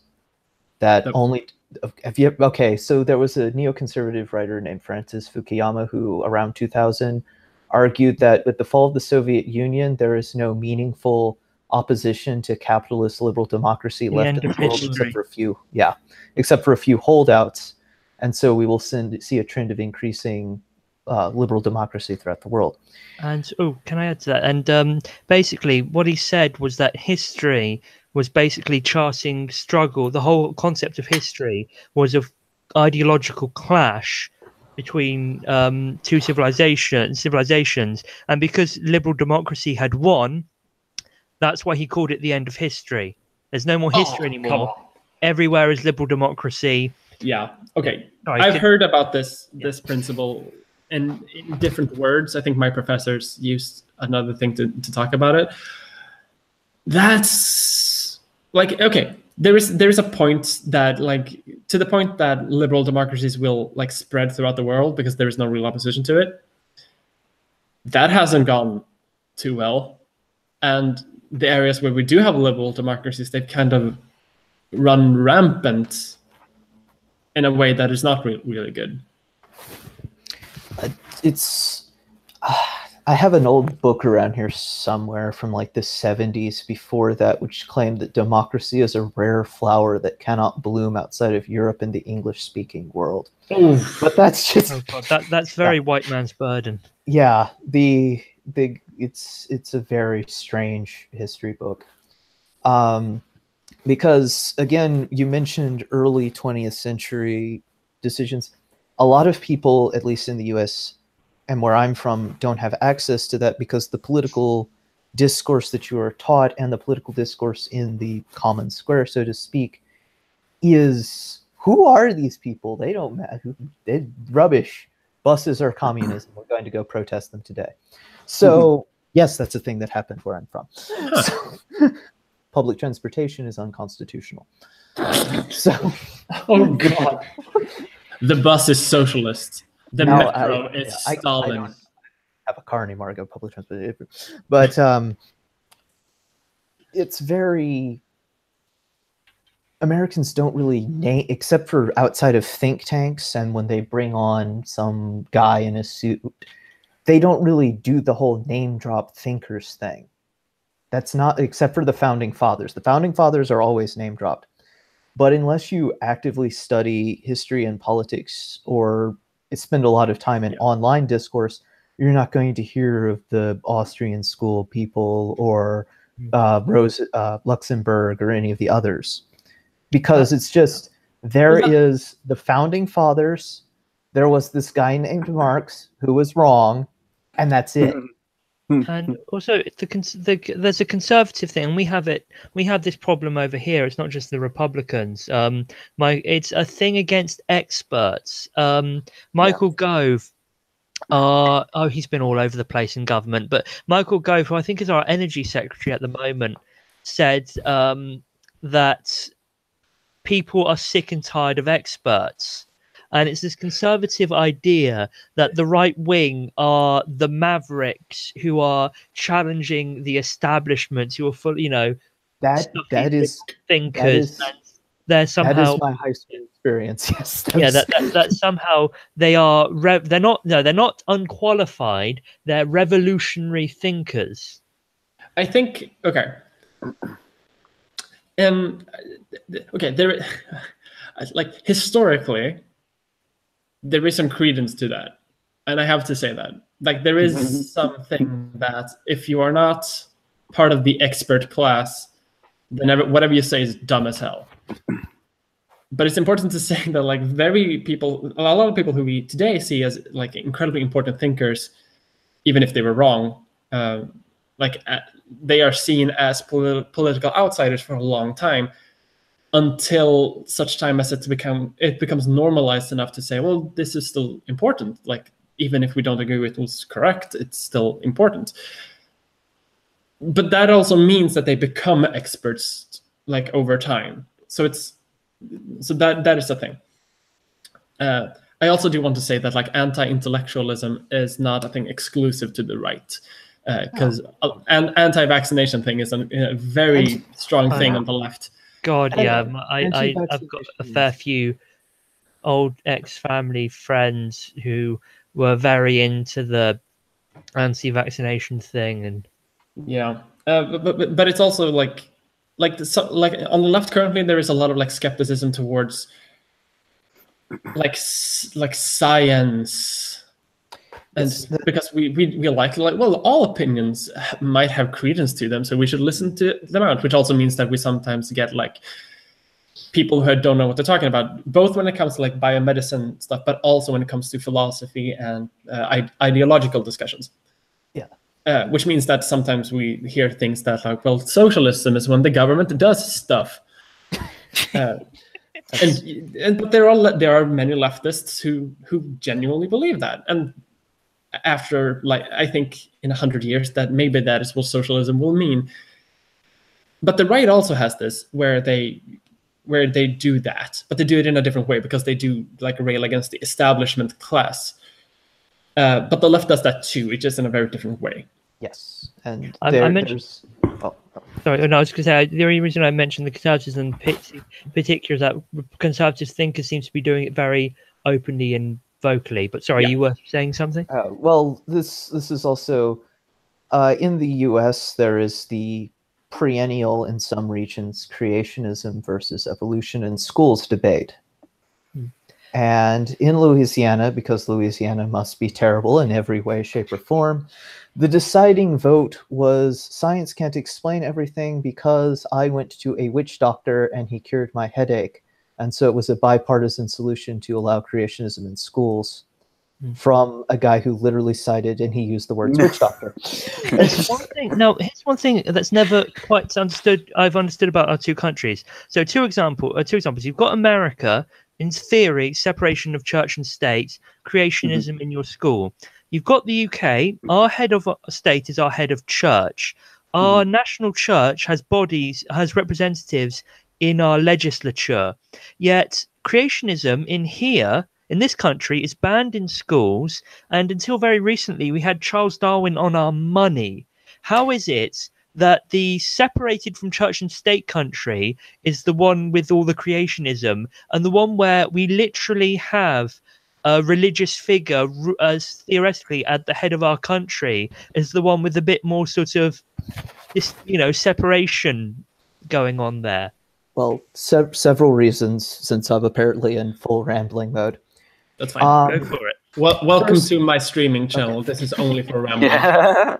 First off, one of the reasons the U.S. has separation of church and state in the first place was that under the Articles of Confederation, I believed every state promptly had a different state religion and they couldn't agree. So they decided to go with none.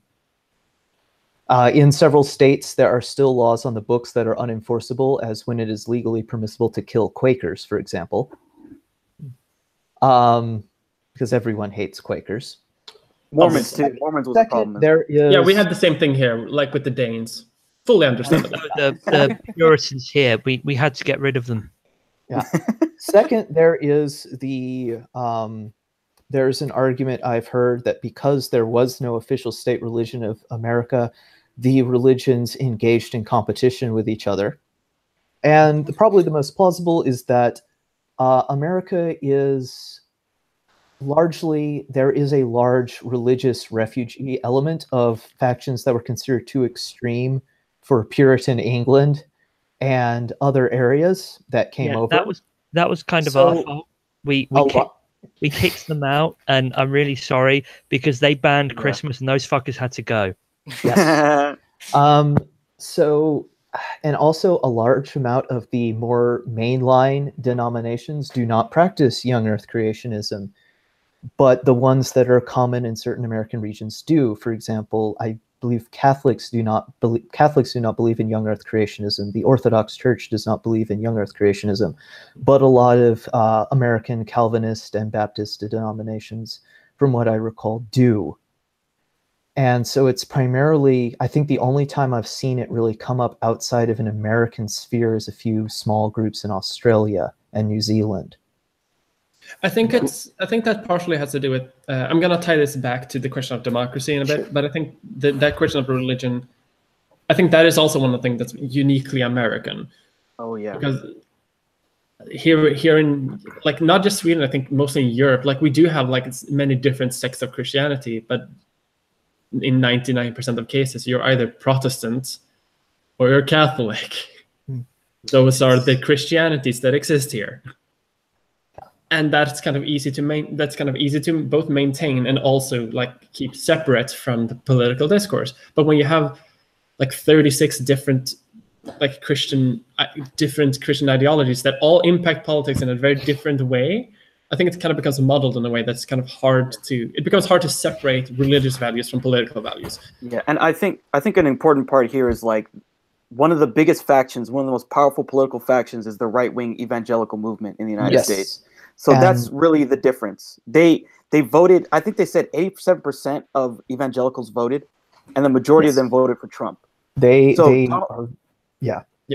voted because a lot of it was because of the Supreme Court, and also because he made a lot of promises to them, basically all of which he has kept to them because they are his base voting bloc, like moving the embassy in Israel to Jerusalem, things like that. So they have a ton of power, a very small amount of the population. They have a ton of political power. Yeah. Disproportionate. They have the highest turnout, I believe, of any of the many political factions in the United States. And that does make sense though, because they do get their promises made. Like people listen to them, and that's why they keep voting. The fun thing is they actually used to have one of the lowest turnouts. Evangelicals were a large section, but they didn't have a very high voter turnout because they did not have any clout in either of the major parties. Richard Nixon, I believe, met with Billy Graham, but he didn't meet with any of the other leaders. That's Reagan. Reagan brought the evangelicals in so he could win a primary. He promised them that they would listen to their political grievances, because you get a lot of religious moralizing up till the disaster that is prohibition. And there's a decline in it in mainstream U.S. discourse. It's merely, okay, we're all Christian, whatever. And then it starts to come back as a reaction against 60s counterculture. And then Reagan gives them political power at the national level. Can I just say, like, okay, I'm going to tie this back to democracy, but can I just say that I missed the question of moralism in modern ideology? No one talks about moralism anymore. Like, we talk about liberalism, socialism, and like capitalism and republicanism and stuff like that. We don't talk about moralism anymore. Oh, it's like maybe in America on a local level, but I don't really care about it. Like, I want it to be represented. I don't want anyone to listen to them, but I kind of want like a very small party in Sweden to talk about like, we should have prohibition again. Just for fun value. But I'm going to tie this back to democracy, because that is the question that we're talking about, not super much about religion and religious ideology. This is quickly becoming one of those atheist skeptic channels. And I should mention that I'm not an atheist, but I act like an atheist. I'm an apathetic agnostic, which means my entire belief can be summed up by a Disney quote. Don't know, don't care. Fair enough. But okay, so the skepticism towards democracy, that is something that comes. The skepticism towards competence. The right wing, like you mentioned, they have a lot of skepticism against experts, and partially that is because they fear the established liberal class, and I say that, like, I say liberal and class with big air quotes, because I think that's the easiest words for me to use. By pure basis, no matter what the ideology it is, because it's because they are based somewhat in scientific discourse. That's because they are experts and not just political pundits. The left, however, does the same thing, but they do it in a very different way, because one reason that people are skeptical towards experts, is the right wing anyway, is because that is, if you have to listen to an expert, you have to literally deny yourself. You have to basically say to yourself that, no, I don't know enough. I am not good enough. I have to listen to this guy who knows more. And to someone who, and like to many right-wing libertarian individualistic ideologies, that is unacceptable. Because of course it is. Because you want to, the individual has the power in those cases. Now, the left has a similar problem, but like on the flip side, because like socialism and socialist things work more on the communal understanding, which means that there is a high skepticism of individual consensus. No, not consensus, because that's individual expertise. Individual expertise. Thank you. Which means that in a lot of ideological cases or philosophical cases, that doesn't really mean much, because then anyone can basically say anything and there will be no consensus. But when it comes to like a scientific basis, that becomes dangerous, because then a communal understanding, like that is the most important thing when it comes to scientific discourse. But when it comes to ideological discourse, then it just becomes, then that doesn't really matter, because then we just get Jordan Peterson and he's an asshole anyway. And he's probably an expert in what he believes, but because he deals in philosophy, he says he doesn't, but he does. Then it doesn't really matter, because he can have his opinion and people can listen to it, and there is no basis in objective fact. But when you have a skepticism towards a communal understanding, then it becomes like a scientific thing. I'm rambling a lot here. I'm hoping I make some kind of sense. You make sense. Yeah. Thank you. It also goes into like my base political ideology that listening to the community within reason is better than listening to the individual. But that also sometimes means skepticism towards experts. But when the right talks about experts, they mean like, the liberal left to just control everything and silence people in the media. But when the left talks about experts, it's usually about like individual people who are assholes who don't know what the fuck they're talking about. If that makes sense. Although if you have to reason like that, you also have to admit that Jordan Peterson is an expert, and I don't want to do that, because he is an expert in the sense that he thinks he knows what he's talking about. Oh, he's very much an expert in false ideology. I was so disappointed when Stephen Fry shared a stage with him. No. Oh, why Stephen Fry? Why? I dislike Stephen Fry so much in recent years. When I grew up, I idolized Stephen Fry growing up. I thought he was Mr. Britain. I was like, oh, he's amazing, and he's witty, and he's funny, and oh god, he's a complete fucker, isn't he? Yeah. Why Stephen Fry? One of the benefits of growing up being not having any minimal access to television is you don't make any idols. Goals. I made a couple of idols when I'm growing up. One of them was Stephen Fry, and that kind of made me very disappointed.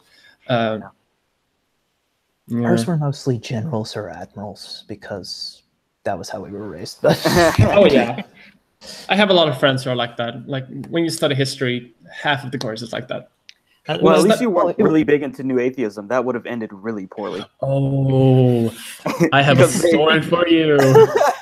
oh, I was very much a new atheist kind of person, like 100%. Me, if I was 10 years younger, I would probably have listened to the right-wing YouTube skeptics, like That was- 100%. I I had, was- yeah. oh, you go first. You know, I had the God delusion. I loved Richard Dawkins. I loved when people talk about free speech. Everyone should say whatever the fuck they want and not care about feelings. Oh god, yeah, no, I was. You know, it's funny. I found out recently I'm very distantly related to him. Oh no! I am married, but I am very distantly related to Richard Dawkins. His wife and I descended from the same Irish family. He's still alive, isn't he? Yeah. Okay, yes. Yeah, he's still kicking. I was there for the elevator gate split and the fracturing of the skeptic community. Like a lot of the people they hold up as idols nowadays are people that before the elevator gate split, they all equally mocked. Like one of the guy who was responsible for the sad puppies or whatever rubbish a while back was literally mocked because he wrote books about how stupid atheists are. And Sorry, now can you explain what the elevator gate is? Elevator Gate was a fracture in the online skeptic community based on Rebecca Watson being harassed in an elevator at a skeptic conference. And that's what caused this huge split with Dawkins and Harris and the YouTube guys on one side and PZ Myers, Natalie Reed, and basically most of the women who were in it on the other side. And it got even worse, again, online skeptic community, old memories thing, when Myers and Ed Brayton banned Thunderfoot from their blog site. And he went full bore, nowadays, stereotypical internet atheist. And so that led to, they had more political clout within the community than Myers, Brayton, and the rest of the ones who were in their faction. So that is where, and it was this huge, big online debacle like 7 years ago. Oh God, I must have missed that. So this was extremely confusing because I was from Louisiana. So at my college, the atheist, progressive, LGBTQ, feminist, and pro-choice group were all explicitly allied as an umbrella group under the logic that if we do not hang together, they will kill us all. Because at some points at college, there were fights and stuff about it, and this was very confusing to us why anyone would not be explicitly allied, and everything went to hell in a handbasket. To connect this to like, okay, no, that's really interesting. Sorry. No. I mean, I 100% mean it. I know I sound very dismissive, but that's just because I'm an asshole. But I want to talk about, like, you mentioned college campuses. And that is something that I kind of want to talk about that too, because the question has kind of shifted from the Supreme Court to like the question of American democracy, because that is the more fundamental question. How much do you think?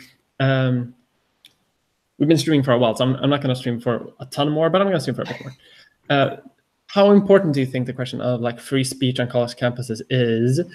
Because that is something that is also a very uniquely American problem, but not just like the USA problem. That is something that is happening like in South America too, but not something that we see a lot in Europe or Asia or Africa for that matter, from what I've seen anywhere. But I keep seeing like every few months that there has been like some massive campus protest, either in America, like the US, or like in Brazil or in Ecuador. It keeps like coming up as a topic of conversation that campuses have a very important political role in America, which used to be the case in Europe, but hasn't really been in the last 30 years. Sorry, what is your question? So I'm still trying. I don't know what my question is. Like, I mean, because the general debate at the moment when it comes to college campuses has been centered around the idea of safe spaces and no platforming. yeah, the argument seems to be that some people shouldn't be no platform because then somehow you're violating their free speech. Yeah. Do you think like the influence that such college campus debates, do you think that has any impact on American democracy as a concept? Maybe not in general, but like at least in like college demographics or in like, I would youth tie this demographics. back to when we were talking about like how there's a right wing sort of thing to like undermine expert opinion. Mhm. I feel like this is a part of that movement because they feel like people that go to college and graduate from college, they're more left wing. They tend to be like more at least liberal in their views on a lot of things. And so they want to paint these colleges as, you know, this basically a place where people are being fed propaganda, and to undermine the credibility of the university as an institution of higher learning, so that they can like say, oh yeah, you don't need to go to university, just go to this private college where we're gonna do stuff for you, where it's more right wing or whatever. Saying that, sorry, I just want to ask something. Didn't Trump, didn't he have quite a high turnout among white college educated people? Yes. I'm not sure. Like the tracking the exit polls is a little difficult. I've seen a lot of different data, but I mean he basically his constituency is white people. So yeah. I guess the main point I'm getting at is like I think there's definitely sort of an issue. So like I live in the Bay Area, and I was around for some of the UC Berkeley like craziness with Milo and some other people, and you know, like Lauren Southern came out here once, and some other like Baked Alaska and some shit like that. These people are just these people are well funded. These people are well funded provocateurs who are pushing forward an agenda, and they're not actually trying to like debate people. They're trying to undermine the legitimacy they're trying to undermine the legitimacy of the university as an institution because they think it's too liberal and left wing. So and that is what I think is a potential danger to the concept of democracy, because the concept of education and the concept of actual debate has become eroded. Because when like an actual debate, right? An actual debate needs moderators, it needs prepared talking points, it needs these kinds of things. And if you don't have that, then it's more of an argument instead of a debate. But these people who do these things, the provocateurs, they don't really debate people. They don't really like promote the idea of actual discourse and actual ideological discussion, which I believe is a very good thing. It's more like entertainment. It's more like a reality show where people can own people in YouTube videos or Facebook videos in like short sound bites. And I remember one YouTube comment once which stuck with me. It was innocuous at the time, but someone responded to was talking about the Jon Stewart show, and he said he's arguing with him here, but in real life they're friends. That he's such a hypocrite, and that really struck me. So sort of this idea they're promoting, very tribalistic, that in American discourse, no, you don't have that. You don't have friendships with people who you might disagree with on an issue. And in some areas, I really do understand that. I do, when I say disagree with on an issue, I do mean when it really is just disagreeing as opposed to racist and non-racist. I'm not, trust me, I'm not saying that you should go out and hug a white supremacist. Don't. We need to befriend them, otherwise they will keep being Nazis. So if you can hug them, if by hug I mean you really squeeze, really get the oxygen out of that. Otherwise, no, just don't. Yes, preferably like hug them around the neck. Yeah, see, you get it. an Iron Maiden kind of hug. So I started dealing with a lot of this rubbish before the sort of YouTube and media debating era. So we had books, and so somewhere in this apartment are actually several books by right-wing political commentators that I picked up in high school and early college and read, and they are actually full of straw person debates and There was one like how to date a feminist, which involves walking up to her in the magazine aisle, getting a magazine and saying, "I'm sorry." And it's like, and there you go. And I'm like, what am I reading? The perfect man right there. So, God. I do want to spin off of that about the point of the Jon Stewart show, because at the point, I think there are two types of dangers to, I think specific, not just American democracy, but I think specifically American democracy, because this happens, at least in my experience, more in America than anywhere else in the world. And that might be by America just being the largest Western country, but it might also have something to do with like the current state of American democracy. I'm not super sure, but at the same time, I see like right-wing skeptics or liberals or libertarians or whatever talking about. Liberal is a weird term because liberal means left in America. It doesn't mean that in here, so I'm a bit confused about that. No, it's more censor left here in the UK. Yeah. Anyway.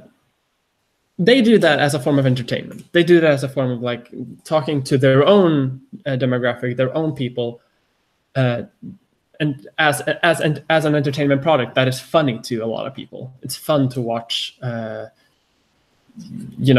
Baked Alaska talking to some other person, even if Baked Alaska is totally wrong in a lot of scenarios.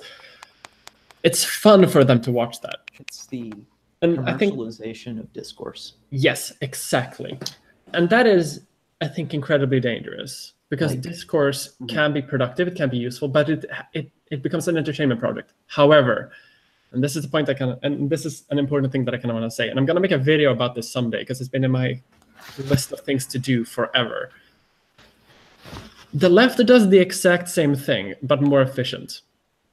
And we do that not because we have we don't have people on YouTube with handheld cameras going to college campuses and debating people. We have Jon Stewart, we have John Oliver, we have Stephen Colbert. And I want to say, well, they are correct. They are talking about things in a good way, and they kind of are, but at the same time, they are distilling like political discourse into an easy entertainment product.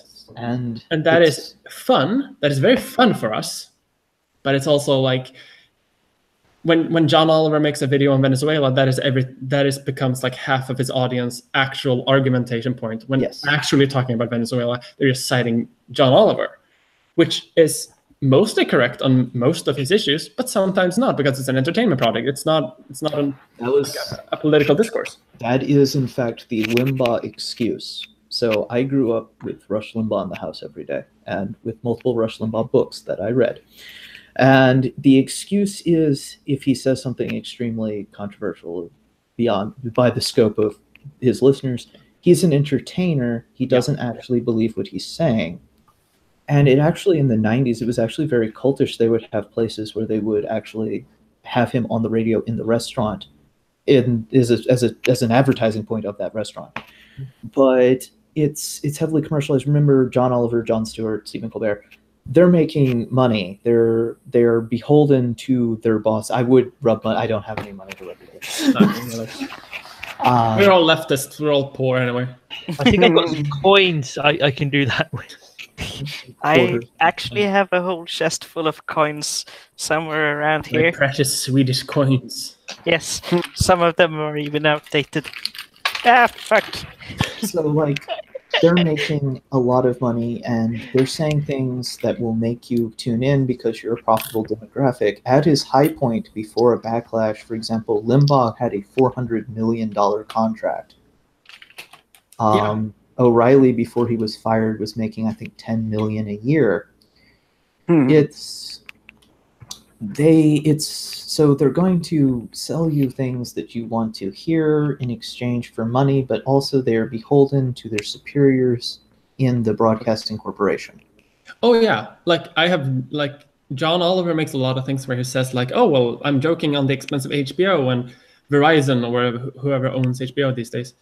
AT&T, wasn't it? Yeah, AT&T or something like that. He talks about that and he jokes about that, but we have to remember that if HBO wanted to silence him, they could. They could. Easily.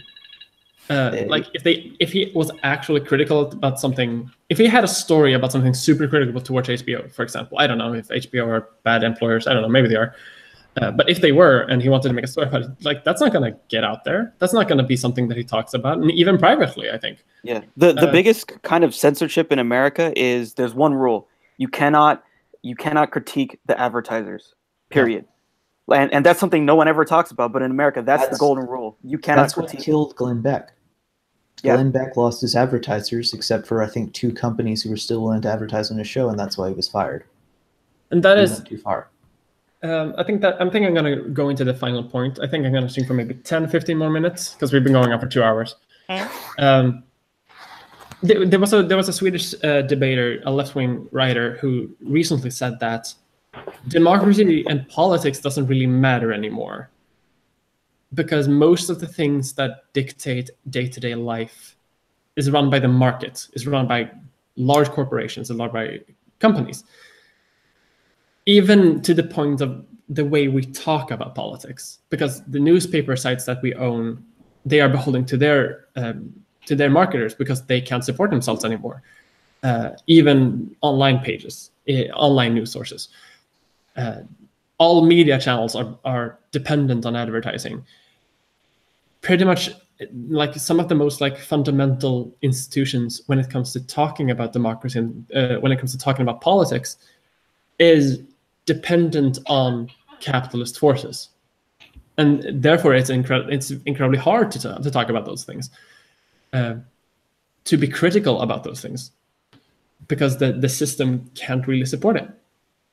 There was one story that came out of our most recent election where apparently, basically, Theresa May kind of won. She's got the Conservatives as the largest party, but there's no overall control there. And apparently Rupert Murdoch was being spread that Rupert Murdoch, who is very unpopular over here, I don't know about America, was very unhappy with the results. And I thought it was interesting that you could, I mean, I imagine he was unhappy because the Daily Mail are very for the Conservatives, but maybe there is a limit there that you can, you can have these, definitely have these forces trying to establish the control, but it's never 100% set thing where the people are always going to, even if you think they may go one way, they're always going to be a wild card to a certain degree. Yes, and that's partly why John McCain was so popular, was that he was very good at manipulating the media into thinking he was an independent thinker. Oh yeah. And there's also, for those who don't remember, that was also why Alan Keyes went away. Not Alan Keyes, Michael Steele. Michael Steele was appointed head of the RNC after the 2008 debacle, but he crossed Rush Limbaugh and lost his job. Into that. I mean, they also didn't really like him. Like they also did because he was black. yeah, exactly. Like they didn't really like him, unfortunately. But for him, it's again. Then there's the whole thing. A lot of Republican governors and other politicos go kiss Sheldon Adelson's ring every year. Rick Santorum was basically bought and paid for by Foster Fries. I can't pronounce his name. And then there's a lot of particular. While they always go George Soros, there's a lot of Democratic billionaire power brokers as well. So it's basically, in my opinion, collapsing into which media mogul oligarchy is which, in some cases. And in many cases, like even within the last 10 years, we're seeing massive corporate mergers, not just in media companies, but in all kinds of companies. Yeah.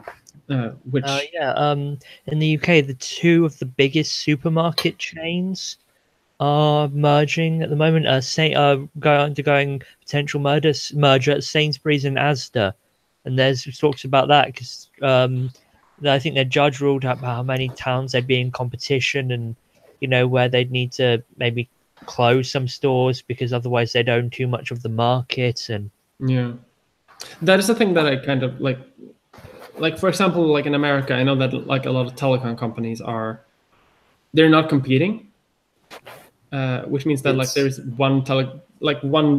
lots of different local monopolies. Yeah, which means that there is no competition, which also means that they can merge.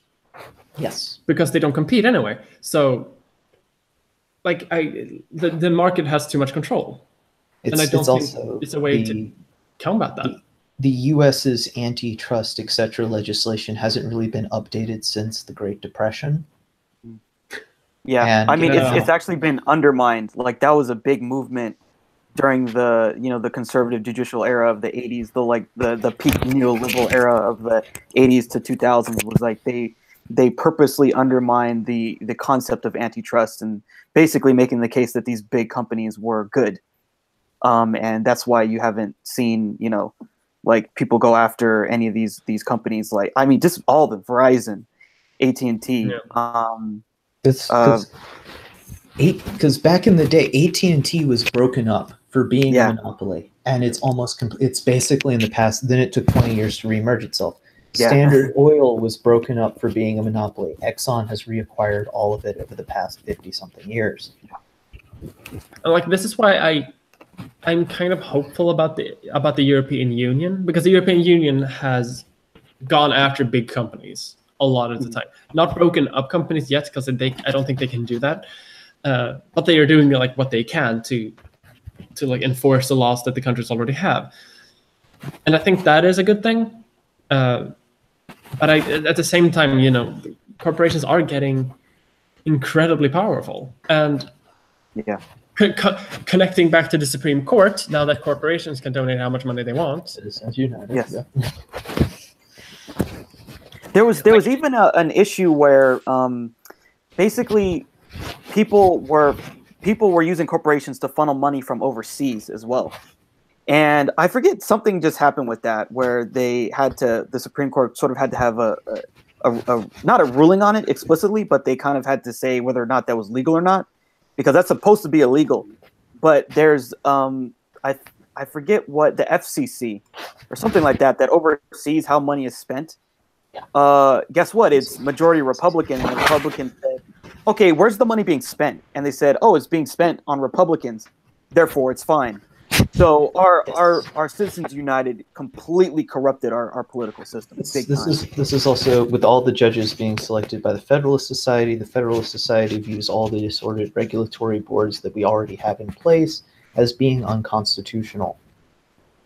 Yep. The EPA, the FEC, etc. are in their minds illegal.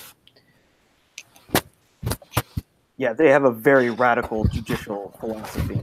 The net goal is to completely overturn the New Deal, and then after the New Deal, the Progressive Era legislation at the end of the Gilded Age. Yeah.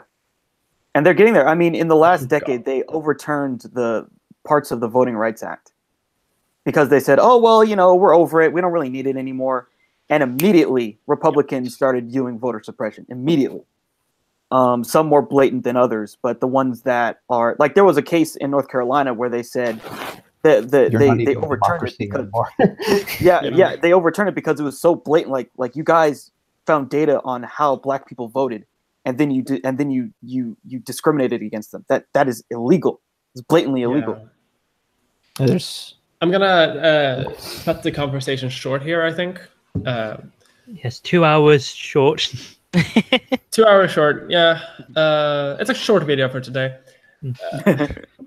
but it has been a good discussion. It has been a very intense discussion. Like, we've talked about a lot of different things that are all kind of connected, and half of it was on topic.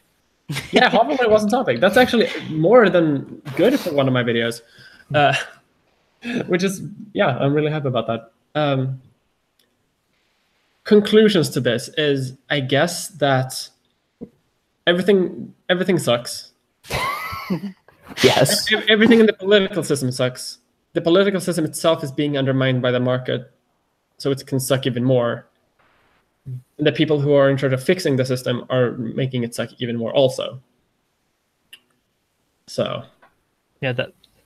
Come to think of it, I'm amazed it took us 2 hours to come to those conclusions. Hey, everything is terrible. Oh, God. Isn't that what people decide after a minute? Very productive conversation on my channel. No, but I think I think we've talked about like a lot of. I think we've explored a couple of reasons why, which might lay the groundwork for potential solutions. Yep. in the If future someone anyway. decides, you know what, those how many others are there? 5 people. Those are the who we need to listen to. Oh yeah. Oh no. Like in like 5 years, when my channel has 1 million subscribers, I'm gonna be on point with Jordan Peterson, and I'm gonna sit and insult him to his face that he's a fucking idiot. Lobster daddy. Okay. Don't sexualize lobsters now. I won't get that out of my head. Lobster daddy. I had an idea once that I haven't made a video about Jordan Peterson, but I kind of mentioned him in one video. I had this idea that I was gonna make this extended like scene about watching him, like me being cucked by Jordan Peterson and the lobster. But it would take too much work in Photoshop. Why? Why not? What did I do to you? What did I do to you that made you think it was okay to verbalize that idea into my ears? You say that, but I know that people will ask for it now. Yeah, fair. One day I'm gonna make that. One day when one of my dedicated fans looks back to this video, because this is gonna be public, unless something happens. They're gonna look back to this video. They're gonna find that, and in 4 years' time, my inbox is gonna get flooded by like graphic gifs of fan art about that. And I'm looking forward to it. I mean, I wouldn't be surprised if ContraPoints already gets that. So where should I send the therapy bill to? Send it to Jordan Peterson. He's a psychologist. Yeah. He knows how to fix these things. Okay. Thank you again for a very good stream. You can find my channel either on this channel or on youtube.com/miamulder. I'm very lucky to have that URL. I do streams twice a month that are public. If you go to my Patreon and support me there, you will get access to more streams. I do actually one public stream a month, and I do 2 streams a month for Patreon subscribers that are scheduled. That will happen every month. If I have a lot of energy and I'm very happy, then I might do more public streams, but I will only do like question and answer streams for my patrons. This is a Hangout stream, so everyone is welcome. I do these kinds of things once a month. And before I give like a short little update on my channel, why don't you all say goodbye? You don't have to leave the conversation, but you can say thanks. Or I would like to thank you for being here. That is what I wanted to say. Oh, it's very sweet to pretend you're thankful that I'm here.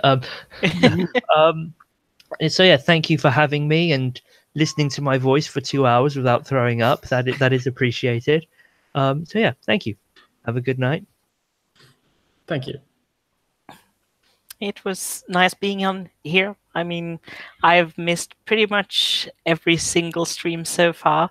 And I don't really think I added too much to this conversation because I recognize that I probably know a lot less about this than all of you do.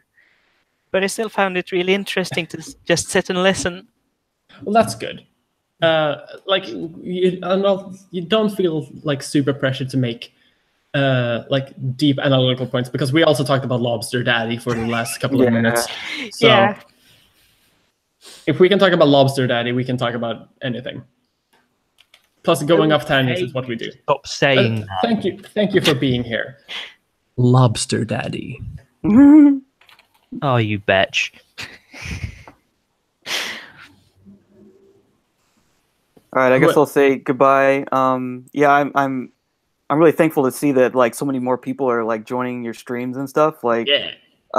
It's good that you're having a following. I think you make a lot of great content and have like the whole time that you've been a YouTuber. I'll be right back quickly.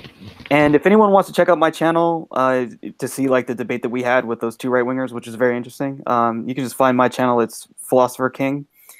And yeah, hopefully there'll be some more collaborations in the future. And who was it you owned? You owned someone in a debate. Like, was it Dave Rubin? Yeah, I mean, I owned Dave Rubin like twice. I'm going to Politicon. I'll probably see him again. I hope I get to question him again because I'm just going to keep bringing it up. Philosopher King destroys Dave Rubin. Yeah. With logics and facts. With logic and facts and stuff. No, but thank you. To say, Dog. Doggy. I talked to humans this month. do you have any thoughts? Just Leave you alone?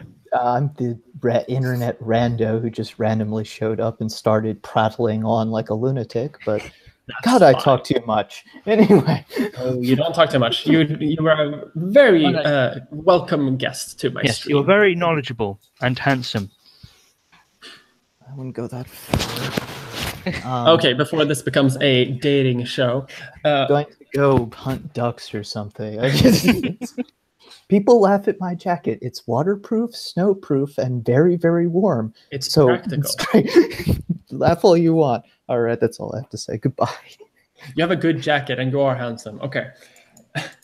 And also thanks to everyone in the chat for asking questions and talking about smashing capitalism, 400 million dead in Venezuela, and also gamers rise up. So thank you again for joining me on this wonderful stream. One final update before I leave. I think my next video is going to be up this weekend, either tomorrow or Monday, or maybe Tuesday, depending on how much I have to edit. I have a bunch of people moving into my apartment both tomorrow and Monday, so I might be swamped with that. So it might come right after the month shift, but that should be fine.